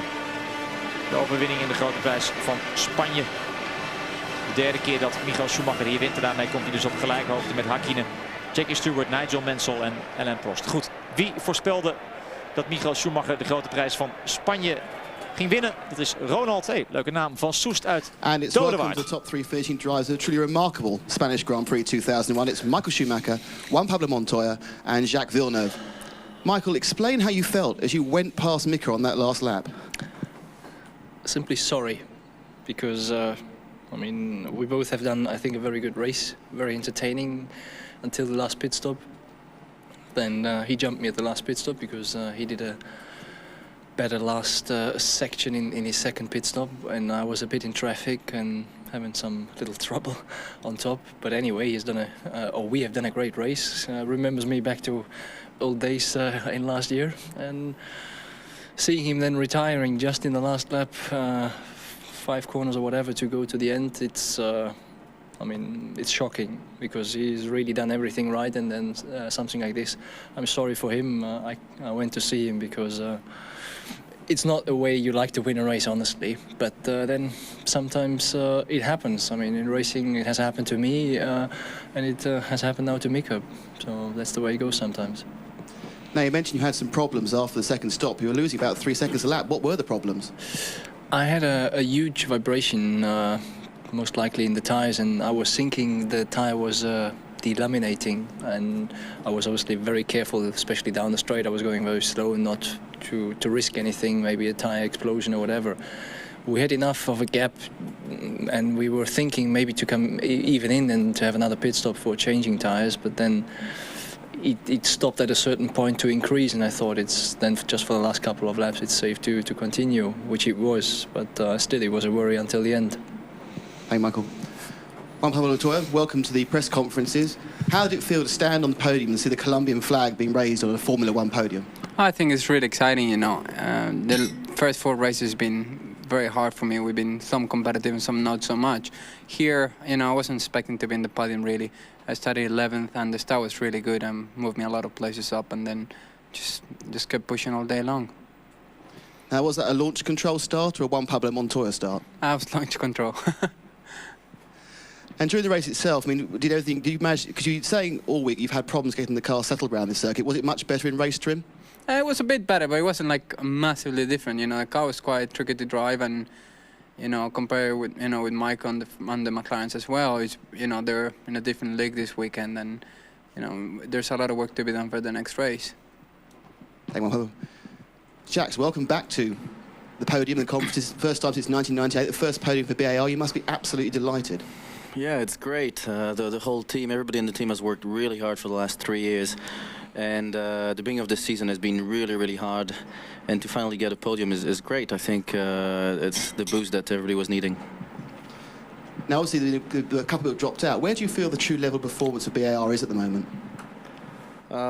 Well, we couldn't have gone any quicker today. The car was hard to drive, but it looks like it was difficult for everybody. So we were a little bit lucky that a few cars dropped out. But then the team did a great job in the pit stops, and that allowed us to jump truly in the first pit stop, and then we just hang in there.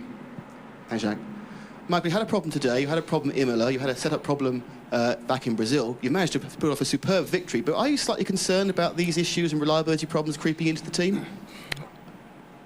You probably read much more into it than it is, but that's natural. I'm not concerned at all, because what has happened in the last stint with the set of tyre, I'm pretty sure we find the reason and the solution for that, and otherwise the car was perfect. I mean, as you saw, it was a close fight and battle with Mika, and things were going to our favor until, but I'm not concerned for the rest of the season. Thanks, gentlemen. Now, word from each of you in your native languages, please, starting with Michael.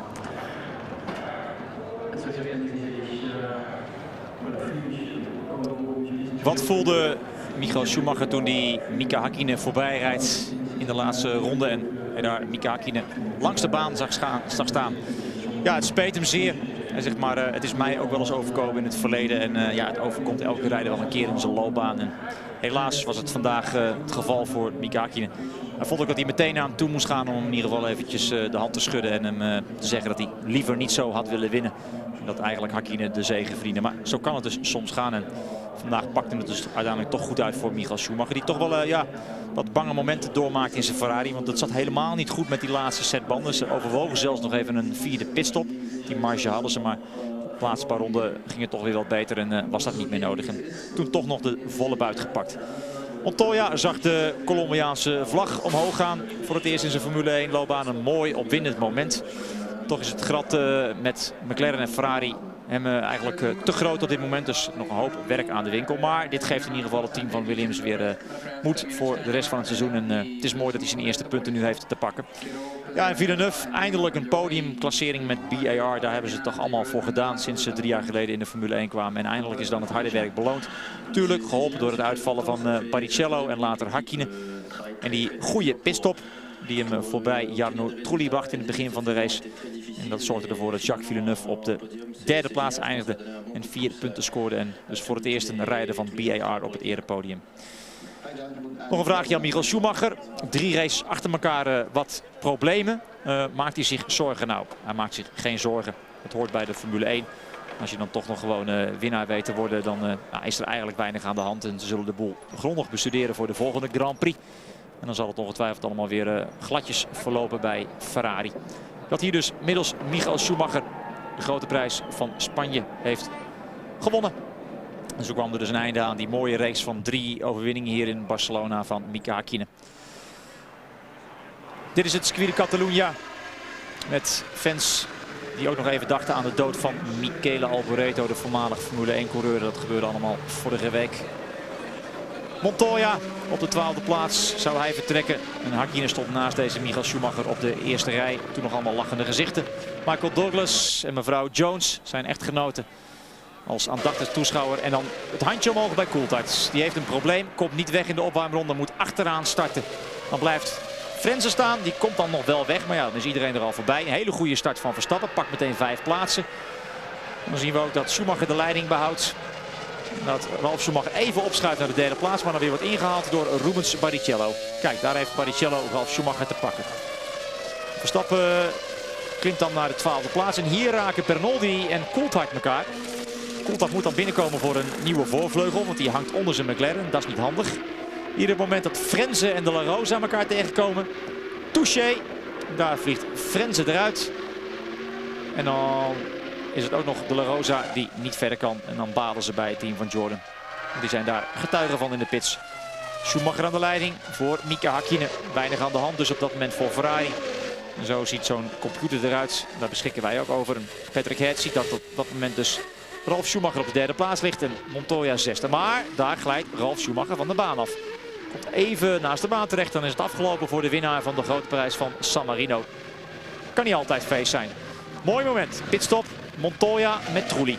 En Montoya komt als eerste de baan weer op. En dan is Trulli geklopt. Later moet Trulli Villeneuve ook nog voor laten gaan. Want Villeneuve zijn pitstop ook wat beter plant. Hakkinen, zijn eerste pitstop levert hem niks op. Hij blijft achter Michael Schumacher zitten. Maar dat zou later wel anders worden. Hier Kimi Räikkönen in gevecht met Eddie Irvine. Een oud-gediende en een jonge vent. Irvine die later uit zou vallen. Maar het was een leuk gevecht op dat moment. En Schumacher soeverein aan de leiding.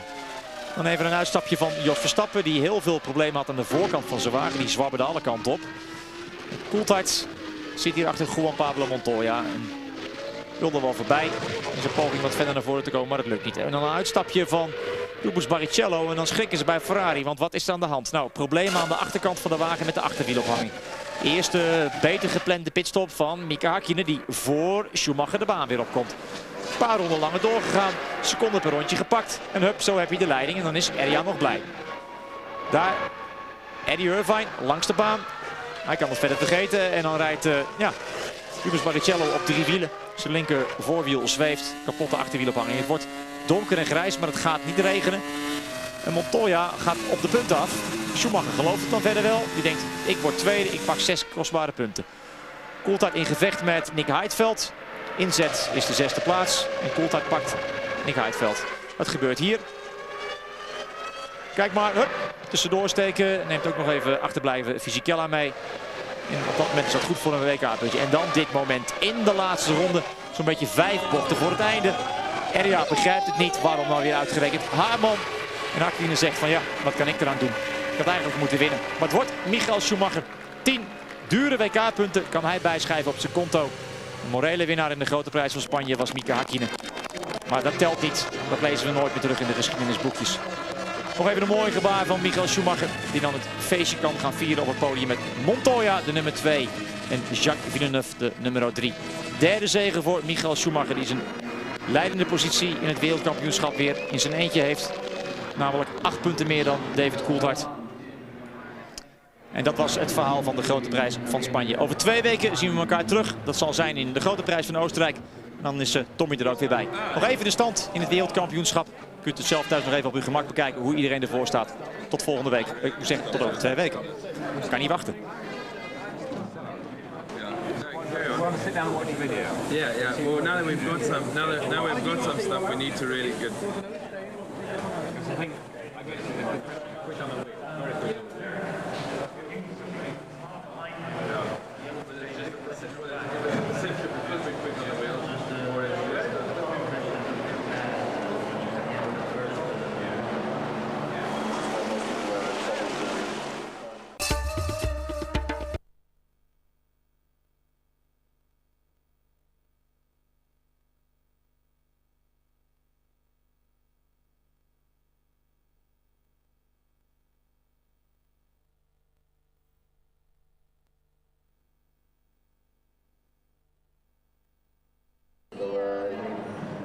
Good tires. What did he say? Michael said the tyres would be laminated, you have to stop. Yeah. Not laminating, just marking.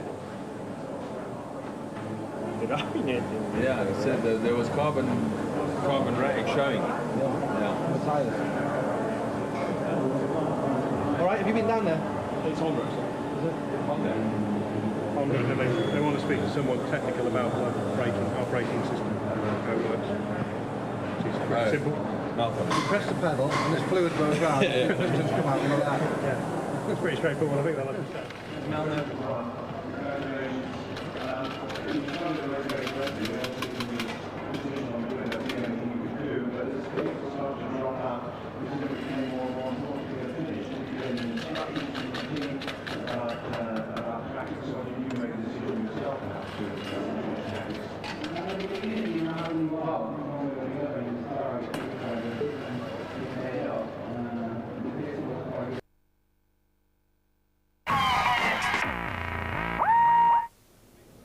Incredible finish here to the Spanish Grand Prix in Barcelona. Mika Häkkinen looked to have the race in the bag, and then along came Schumacher on the very last lap to win again in Spain. Okay, confirmation of the result for you first of all.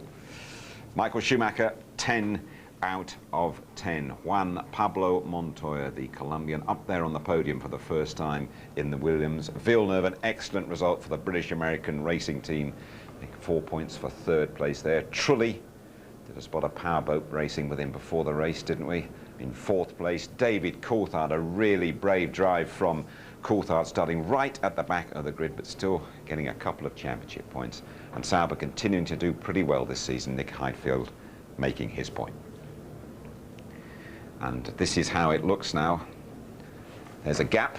It was level pegging at the top. It is now 8 points, the gap between David Coulthard and the reigning world champion Michael Schumacher. Rubens Barrichello staying third. Ralf Schumacher, a non-scorer today, in fourth. Heidfeld improving a little bit with 8 points, and Jarno Trulli 7 for Jordan now. And with 5 rounds gone, it's the half century up for Ferrari. 50 points, well clear of McLaren. Williams edging out Jordan for that third place. Sauber are 5th and BAR Honda 6th. You've rushed up to see us, Martin. Take a deep breath and just sort of give us your thoughts about the finish. I can remember Damon Hill, something happened to him similar, didn't it, in the Hungaroring, where he blew up and Villeneuve went past him. But this, to me, the most dramatic finish we've seen. I know, it can always happen though, and until you've crossed the line, of course, you haven't scored any points whatsoever, and we've all had it in our careers. And thinking about why Mika may not have been so upset is that, you know, from time to time it does happen. Every lap counts at the Grand Prix. Quite clearly some kind of, I would suspect, hydraulic problem at the back end of the car there, and he just couldn't coax it back to the pits. I'm away from Mika Häkkinen. We're obviously going to talk more about him before we leave. David Coulthard had a terrible day, didn't he? Had the problems in warm-up, then right at the back of the grid, but he has come through, he's battled through and scored points. He's had every kind of test, hasn't he? Mechanical, psychological, you know, he's had a nerve, and we didn't see at the beginning, but this was this morning with the hydraulics going and everything frying up. Of course, we thought the worst at this time as he parked at the end of the pit lane, that perhaps that was the engine, but it was all the hydraulics and the fluid had gone out, and then they had to recheck the engine. But here we are to go out for the formation lap, and something's happened again, and it stopped and it stalled, and we saw all the electronics engineers, and there he is having to go right at the back and start from the back. Luckily for him, not having to go over to the pit lane, but there he's lost his nose cone. And suspicion was against Bonaldi because he came in as well. So he had to come in and have the nose cone fitted, which is a long job. And you have to be very precise with the mechanics to get the thing back on. And he's got 2 very valuable World Championship points, and he's still just 8 points behind Michael Schumacher. So that, as Murray said, that could be very, very important come the tally at the end of the year. It's an interesting scenario, isn't it, within that team, and we've been saying perhaps David Coulthard is #1, Häkkinen has been #1, but there's still terrific camaraderie between the two of them, Martin. There's a respect out of the car, but in the car, your first point of reference is your teammate, of course. I think David will think he lost 8 points today, not gained 2. I don't know whether he made a mistake and stalled the engine or whether there was a technical problem. Very reminiscent, of course, of the Canadian grid last year. And it just puts you out of sync for the afternoon. What really cost him, though, he still could have won the race, of course, as it turned out, with all of the other problems.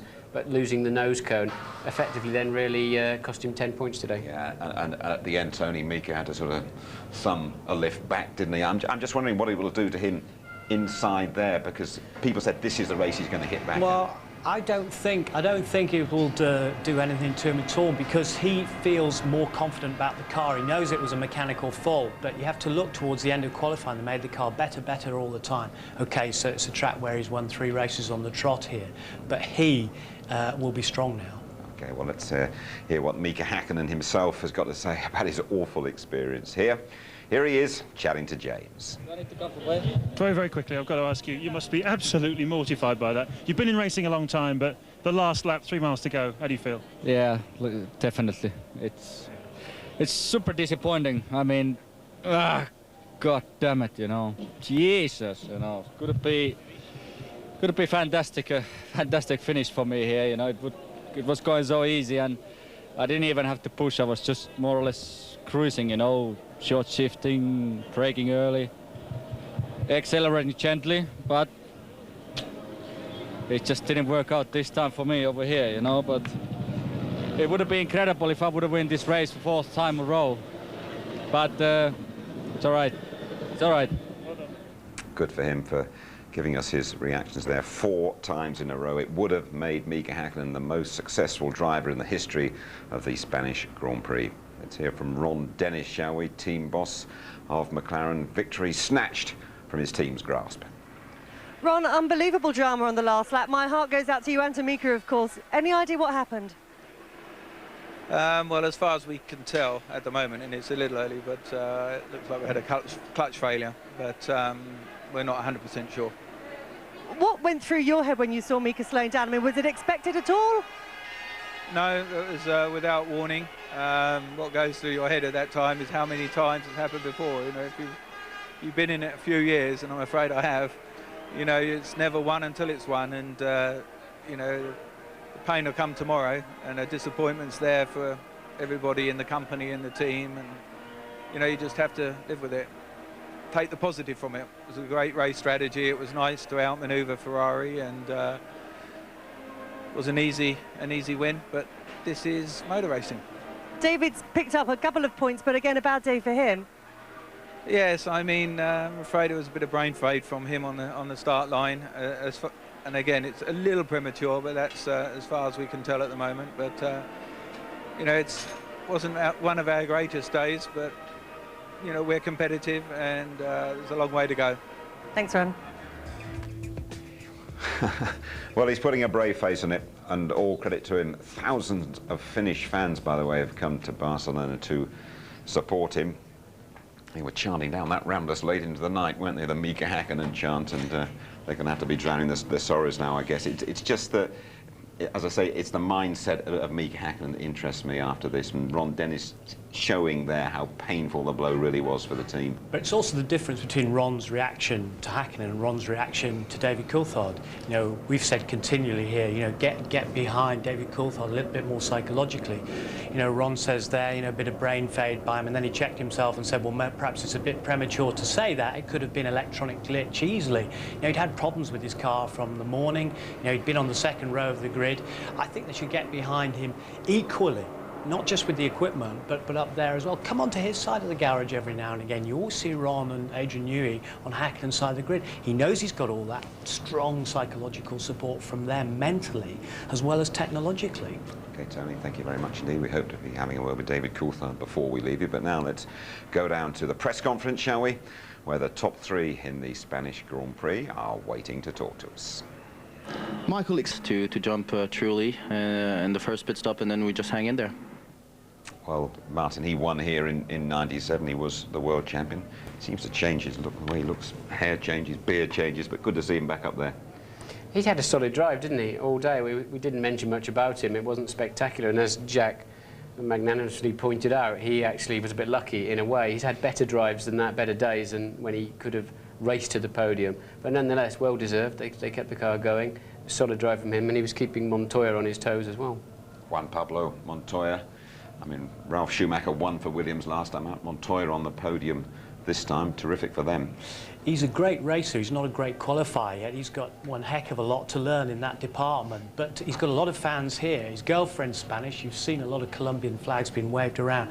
And just at the bottom of the podium there was his father looking up and sort of giving him the big applause. I mean, so it's a big moment for him. He's concealing a lot there. But to go from 0 to suddenly get 6 points is amazing, because he was actually a bit fed up after Imola, because before qualifying he'd only done 4 laps in the dry. And then suddenly, you know, he was chucked into the race. So, great racer. Not using traction control? Well, you know, what happened, well, he said that he used launch control on the start. You know, there's all sorts of different systems and there's different ways of achieving it. But what BMW were very worried about was blowing up engines as they did on Friday. And that unit was immediately sent back to Munich to be checked out. They were so worried about detonating them today because of traction control. So it takes everything to the limit. OK, Tony, thank you very much indeed. We're still hoping that David Coulthard will talk to us before we leave you. There is that competition to come as well. We will be right back.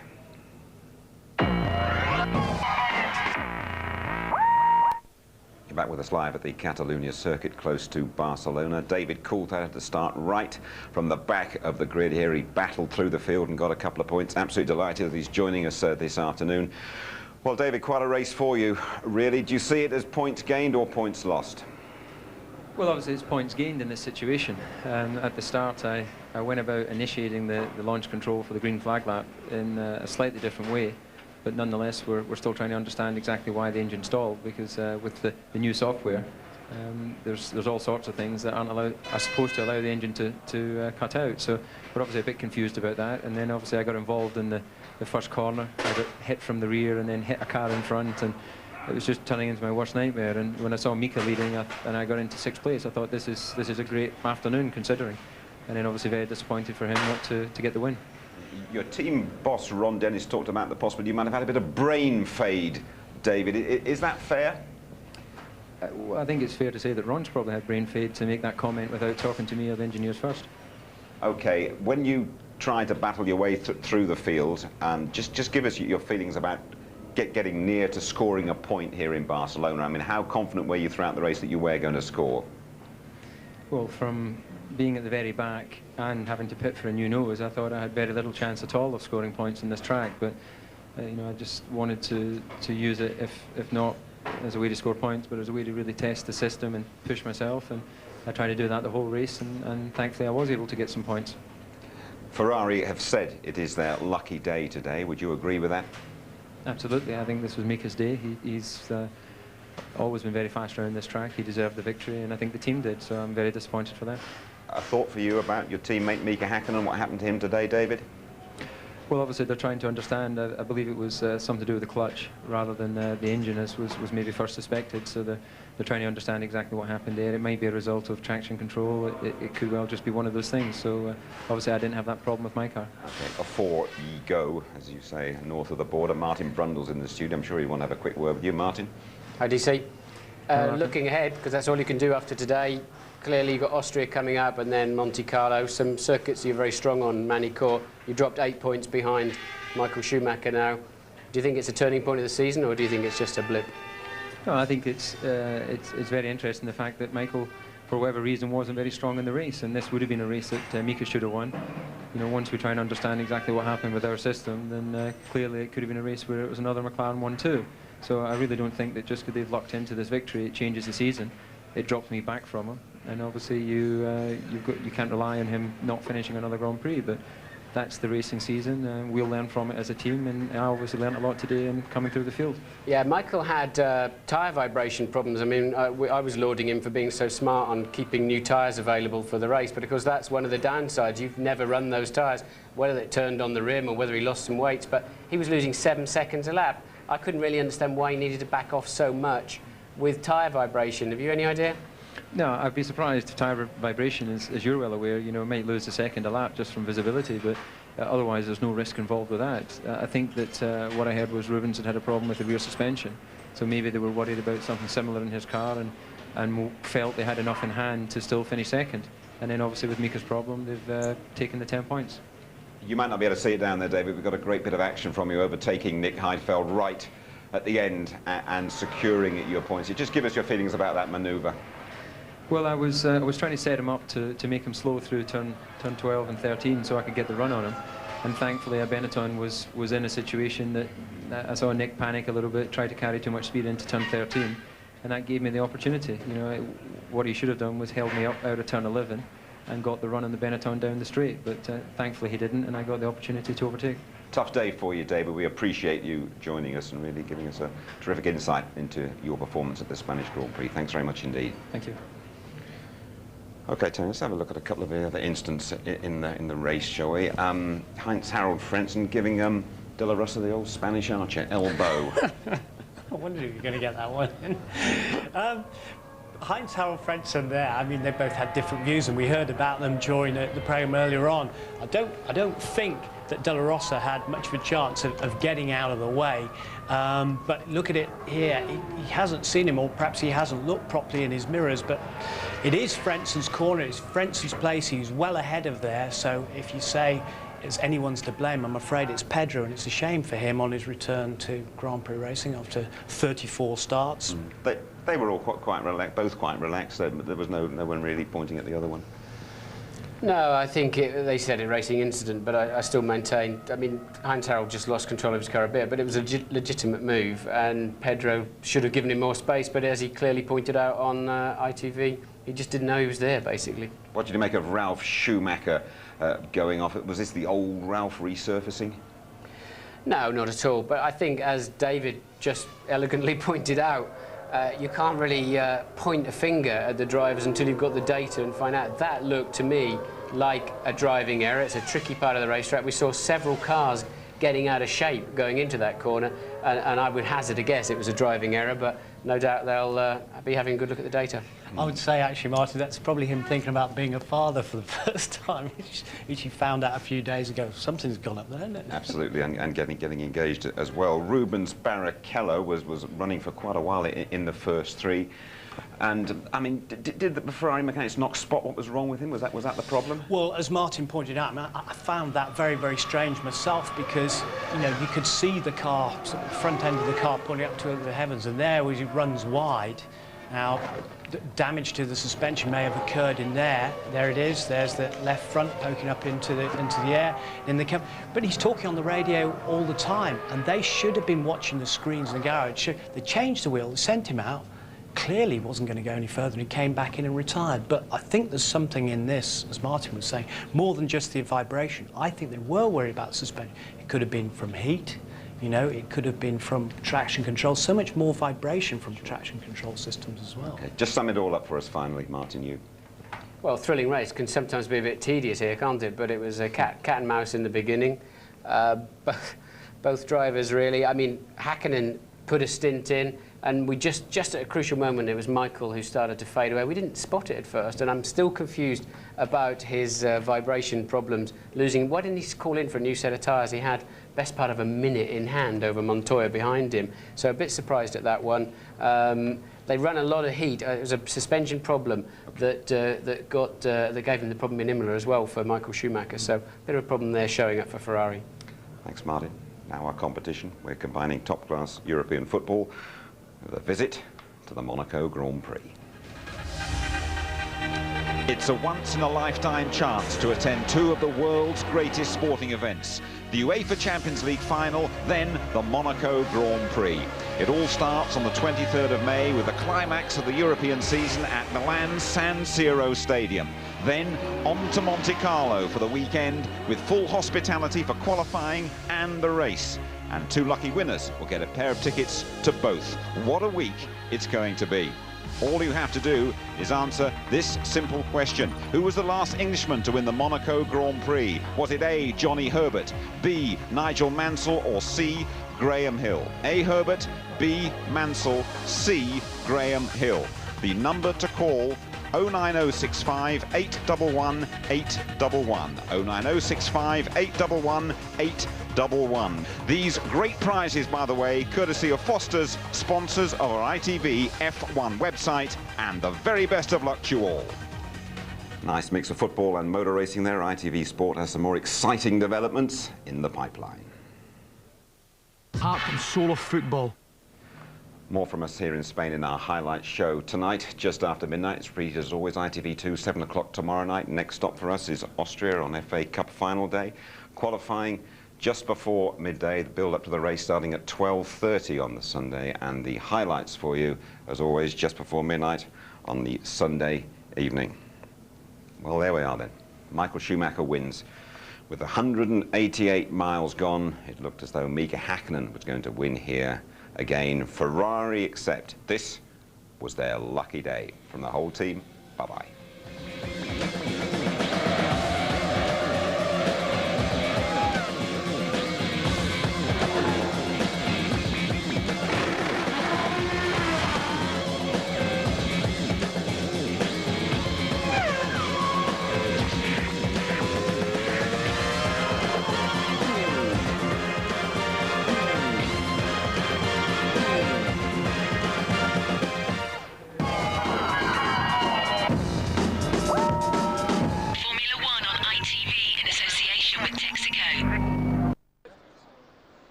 Mika, I just wanted to say congratulations, but then something strange happened. Can you just explain me? Don't know exactly at what really broke in the car, but you know, just lost the drive from the gearbox. So I was accelerating out of the corners and it did not want to accelerate anymore. And I suppose then you guys saw the smoke already coming out. So don't know the failure yet of what happened, but we guys have to go back now and look at it what it is. Otherwise, how did you like this race from yourself? In general, it was fantastic. It was good racing all the way. We had a great speed in the car. The car was getting better and better all the way through the race, so I was very confident. Just, I think it would be good to get the punch bag in the motorhome, something where I can hit a couple of times to relax. Obviously, you can imagine I'm very disappointed. Not only for myself, but disappointed for the team also. You know, it would be great to achieve these results. Disappointed for the mechanics and the team. You know, it's a shame. You know, it's really a bummer. You know, it would be great to win this. So we just have to go for next one and try to get that one. You know, but we have seen an impressive Mika Häkkinen. So you are back at the championship. Well, you know, I'm just doing my job, and I try to achieve and give the best results for the team and the partners of the team and the mechanics and everybody. You know, try to get the great result. I'm gonna push all the way through to end. See what happens. Thank you. Thanks, guys. Okay, so David's here now. Just 10 seconds, guys. Okay. Just doing Mika. Sorry about this, everybody. It doesn't happen to me very often. I get the chance to keep people waiting. Okay. All right, Joanne, quick as you can. Okay, we go.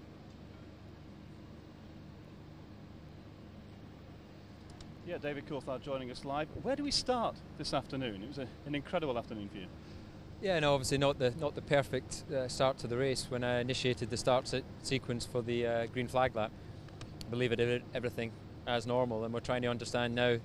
The engineers are looking at the data because there's no way the engine should stall, especially with all the systems we have in place now. So a peculiar one.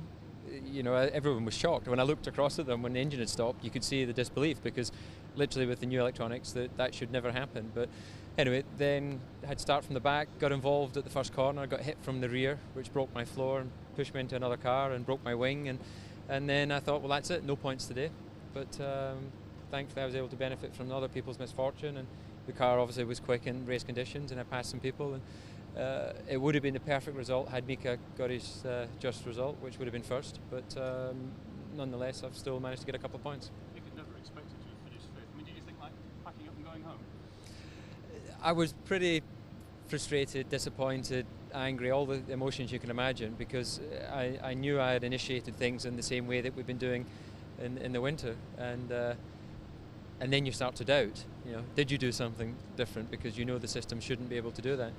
And then of course thinking there's no way I can get points from there, it made it very difficult to sort of keep my head focused on the job. But I thought, okay, right, we'll use this as a real test session of everything and push hard as I can, and go for it. And I was able to gain some places.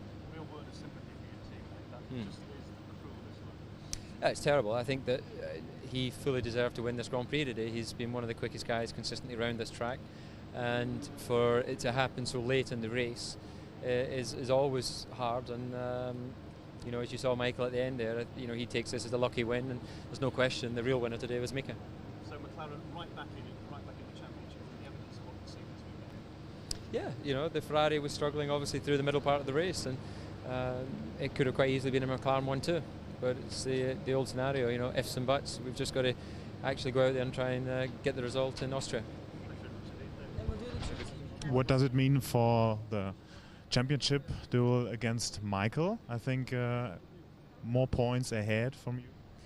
Yeah, but he's still catchable, so I'm not too concerned about that. I still managed to score points. The interesting thing for me is that he wasn't the real winner of this race today. You know, Mika obviously was, and you know, I think I was quick as well. So if this was a nightmare scenario, you know, stalling with the green flag, getting involved in a crash at the first corner, and still scoring points, that's a great result. So, you know, you have to take it as it was, and consider myself lucky. And you know, we'll go to Austria and see what we can do there. Did you talk to Mika as well? Yeah, obviously I saw him straight away after the race, and he thinks it was a clutch problem. So obviously very disappointing, but these things can happen from time to time. Thank you.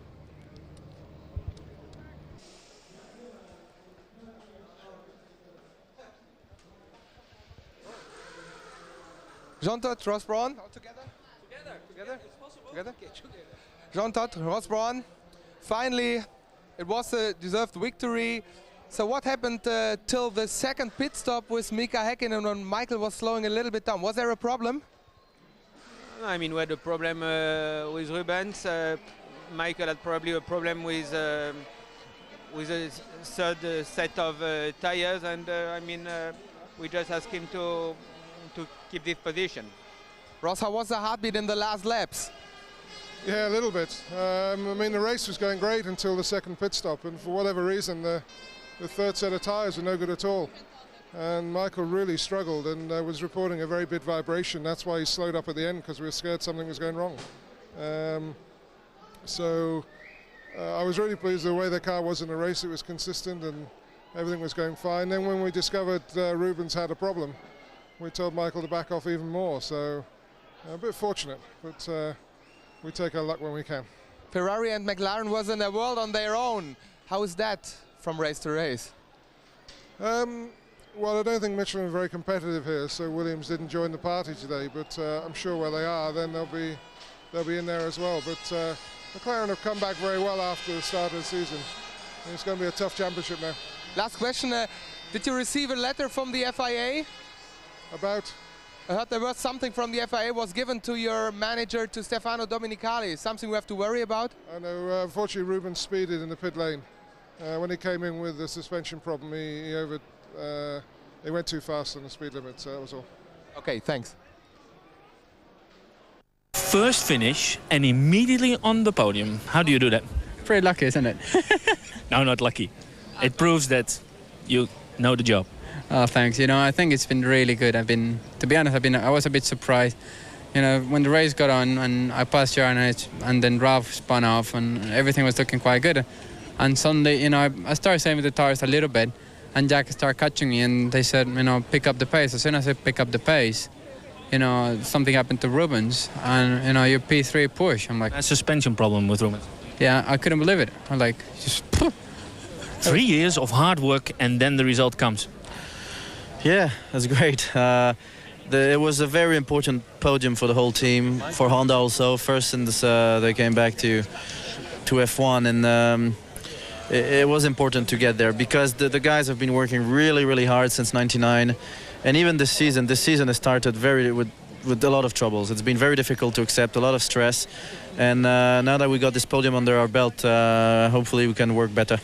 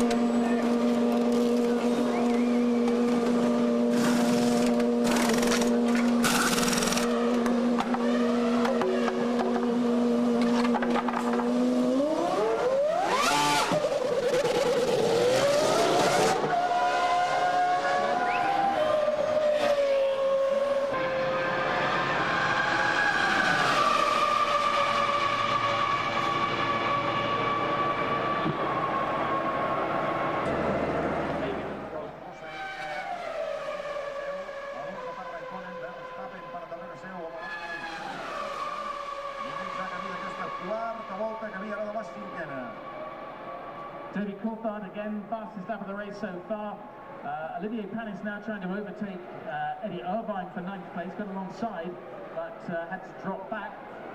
Michael Schumacher coming up to complete lap 5. The gap between himself and Hakkinen last time was 1.6. Similar gap back from Hakkinen to 3rd place Barrichello.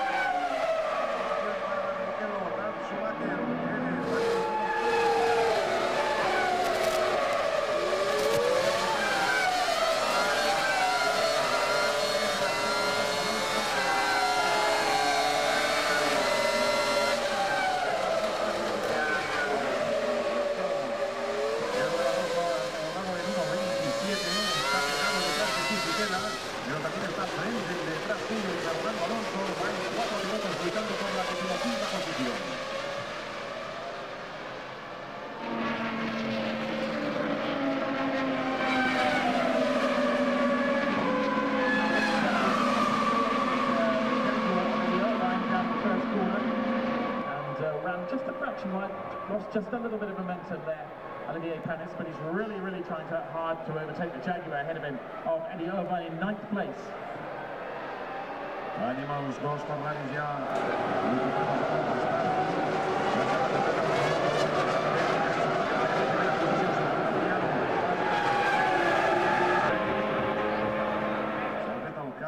Evidentment s'està maleint la mala sort d'aquest cap de setmana des d'ahir, que la jornada és de canvi igual que va passar l'any passat. A les primeres de canvi va venir adeu-siau a la competició. El vehicle ha quedat a l'exterior, a l'on de la caixa, ha tocat a sobre de la grava i de moment doncs està allà aparcat. So Schumacher, that gap to Mika Hakkinen has stabilised across the 9 seconds as he was starting.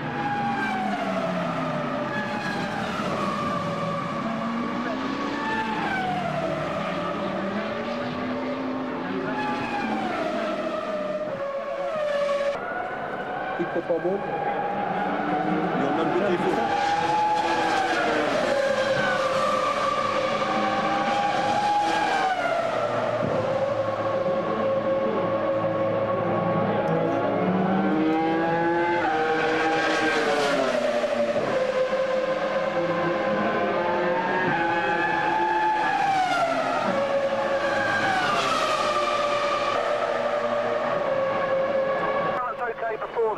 Was the balance okay?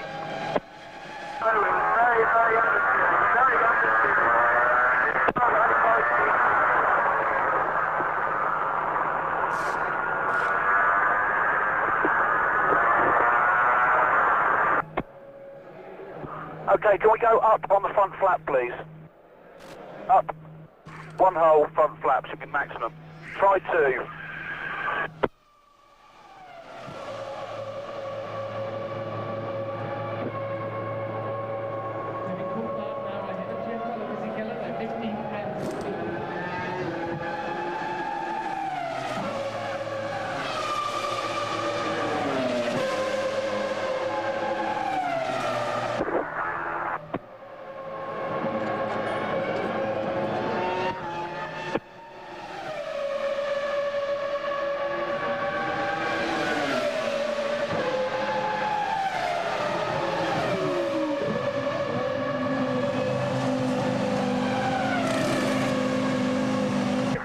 Maybe.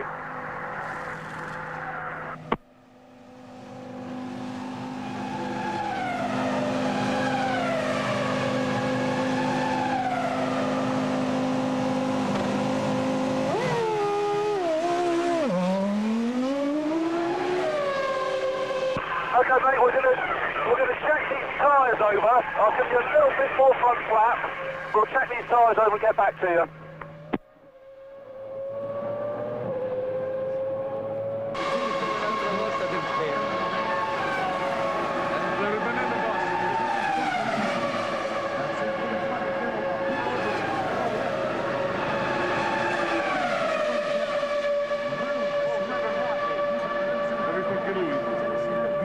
guarda così per rischiare, se le vedi che fermata.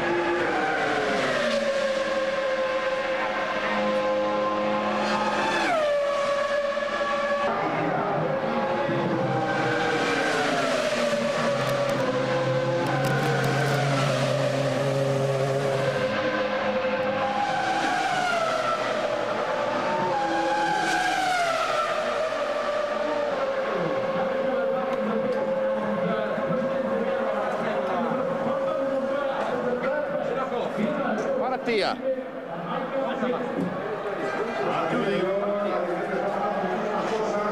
Ciao bello.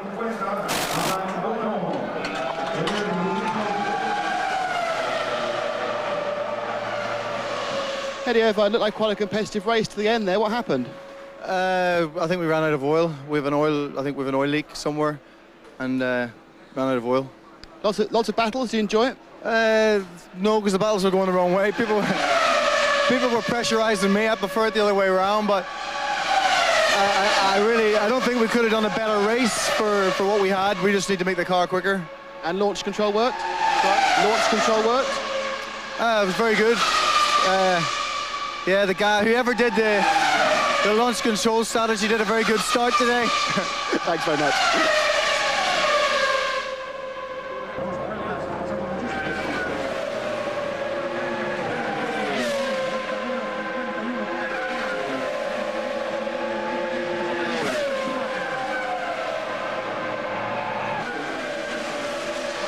Claudio Barrow, Rubens came in for a stop, then came in the following lap with a problem. What's up? Yes, we have a problem in the rear suspension and we need to find exactly what happened. But yeah, the problem in the rear suspension this is the reason why we changed the tire and then we come back immediately after while the car is not good. Is Michael struggling on this last set of tyres? No, absolutely. No problem in the tires. Thank you.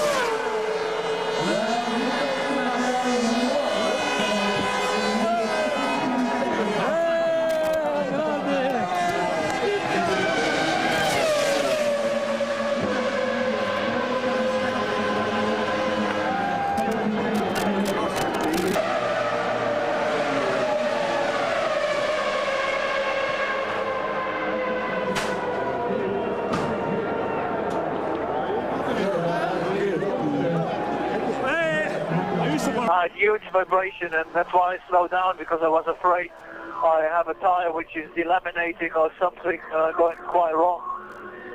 But anyway, guys, it seems to be our day. We have been bloody lucky. But nevertheless, you have done a good car with all the changes. You have to finish, and we did it, so great job. Yeah, well done again, Michael. See you back in the pits.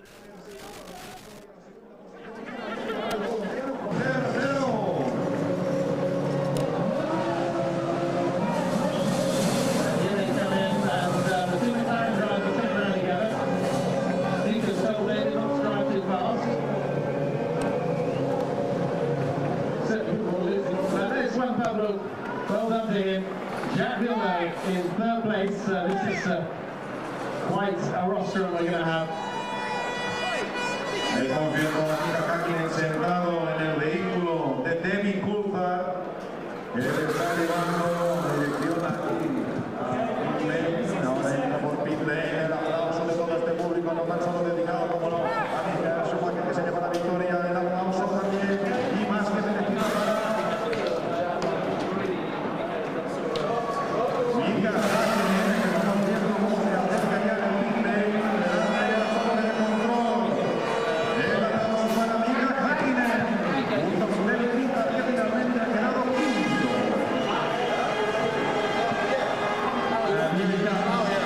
When I backed up a little bit, this guy catching me really quick. Here, everyone.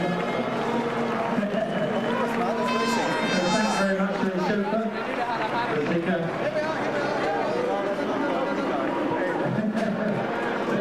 Can you take your luggage with you? Chuck your head in gloves. Well, not bad luck for Mika. Not bad luck.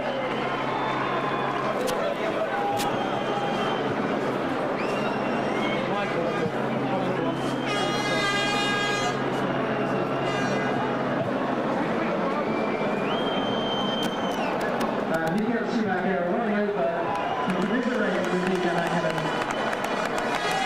Aquí se va a ir el Mika Schumacher, que abraza a Mika Häkkinen. Just the other way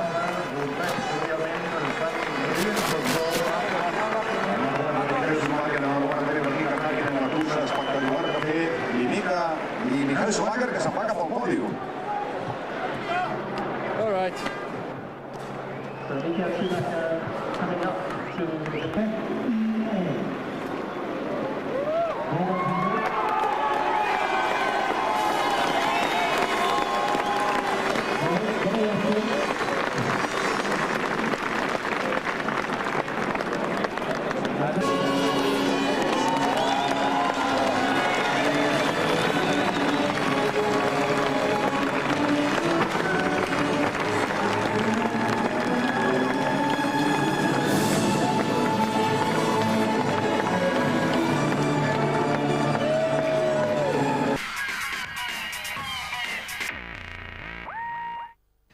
Hello there, welcome back to the Catalunya circuit. The Spanish Grand Prix has a reputation for sometimes being a boring procession. Not this time though, a real twist in the tale, allowing the world champion Michael Schumacher to win the motor race.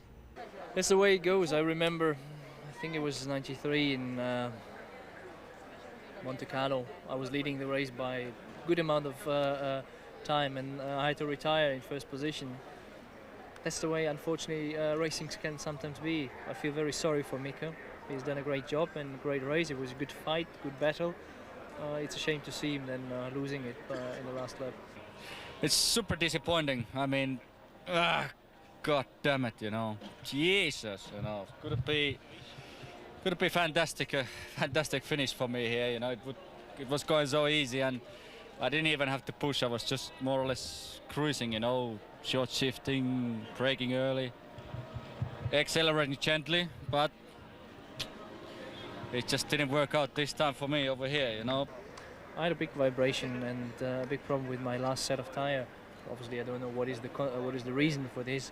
With the first two set of tires, I was going very fast. I was pulling away a little bit, and it should have been normally enough. But then, if the tire doesn't work in the last stint, then nothing you can do, and that's why they took our win, because under normal circumstances I should have been even increasing the gap towards him after the last stop, and we lost, so we were about a second slower than expected. After the start, I couldn't believe it, you know.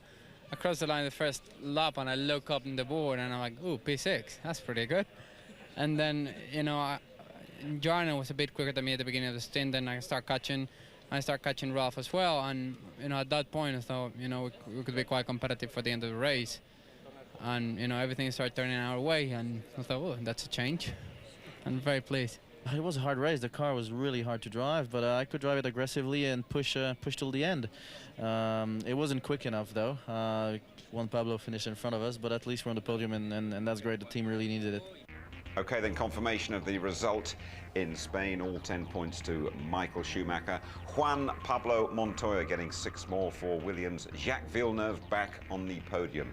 Steady race from Jarno Trulli in the Jordan. David Coulthard getting a couple of points. That's a great achievement for him.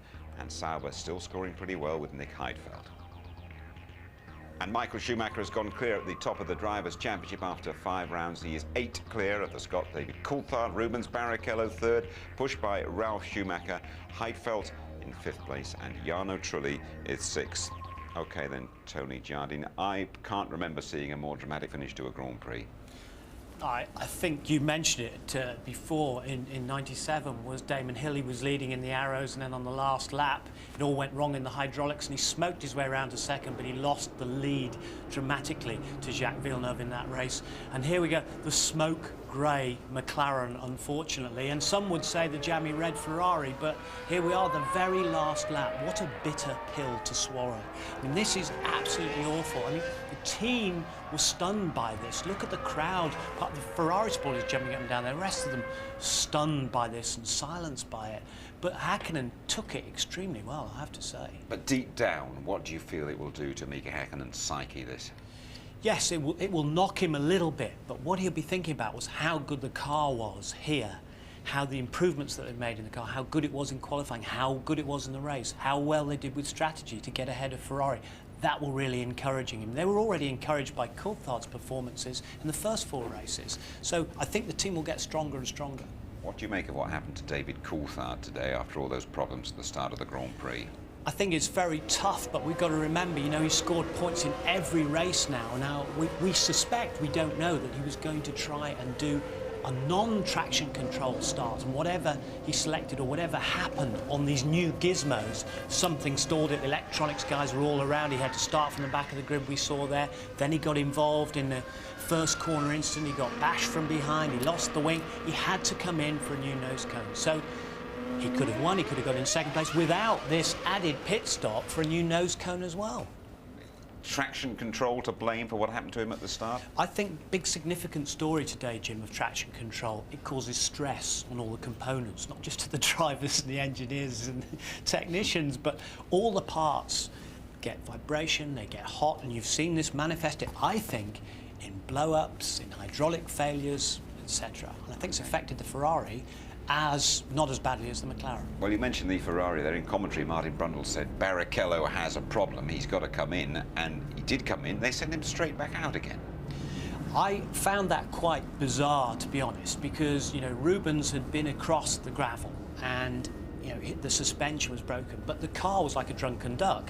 It was up on one side, and you could clearly see the left front after the incident here, and he may have just clipped the curb and caught the bottom of the suspension, which just put the wishbone out. He comes round, you can see the car cocked up in the air. Look at that left front, you can see the daylight underneath it, and that's because of the suspension at the back.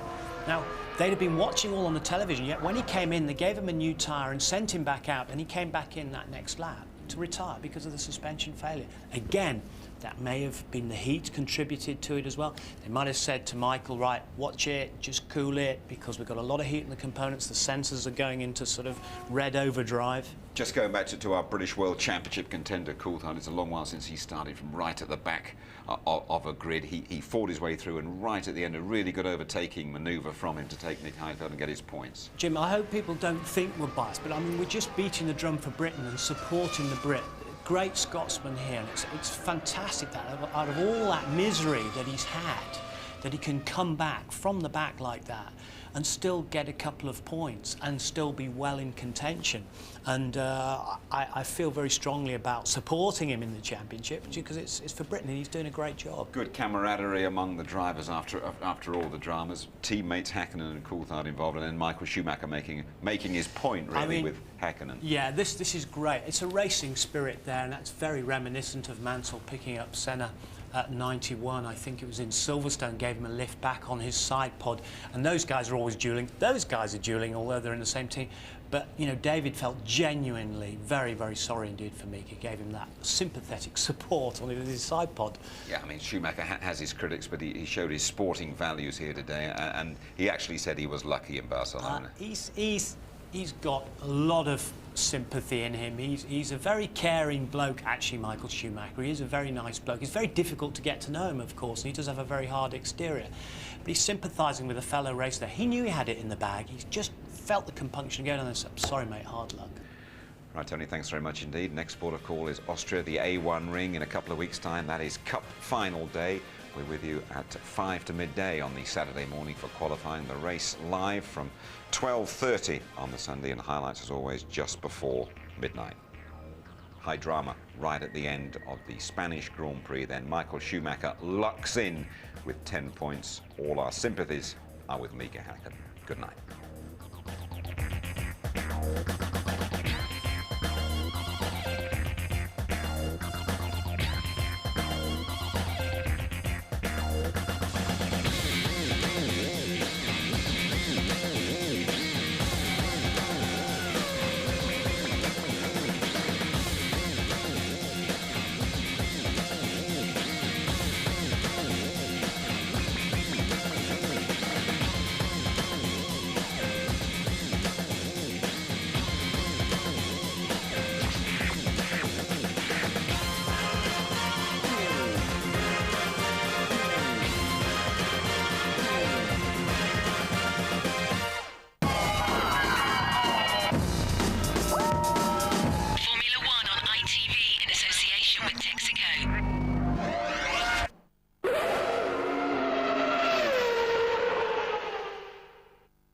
If you'd like to know more about Formula One, the website address sponsored by Foster's is www.itv-f1.com.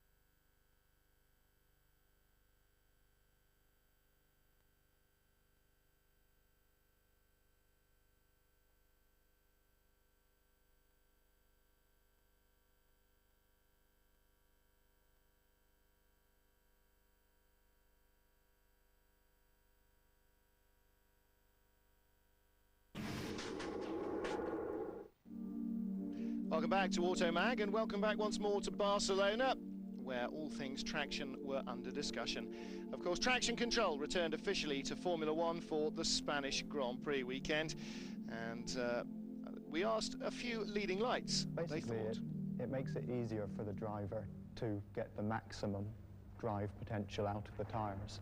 So in the past he would have to approach the limit gradually, perhaps leaving a little bit of a margin, And then if track conditions meant that he overstepped that maximum, he would get excessive wheel spin. And when you get wheel spin, you lose drive force as well as losing cornering force. So traction control allows the driver to go right the way to the limit without any fear of overstepping it. Well, there had been arguments over the last few years since traction control and electronic driver aids had been largely banned that they removed some of the driver's skill from the equation. What do the drivers think? I think nothing has changed. I mean, it's a very simple system. It just helps you at the start. It is going to help you during a race if your rear tire gives up a bit, but it's nothing special. I mean, you still have to drive the car as before. Well, drivers argue that you still have to point it and press the pedals and have the brain power to cope with all of this electricity as well as the speed. And let's face it, I don't think you can argue too much with that. In general, particularly the younger people who like Formula One, they've grown up in an environment using these sort of pieces of equipment, computers.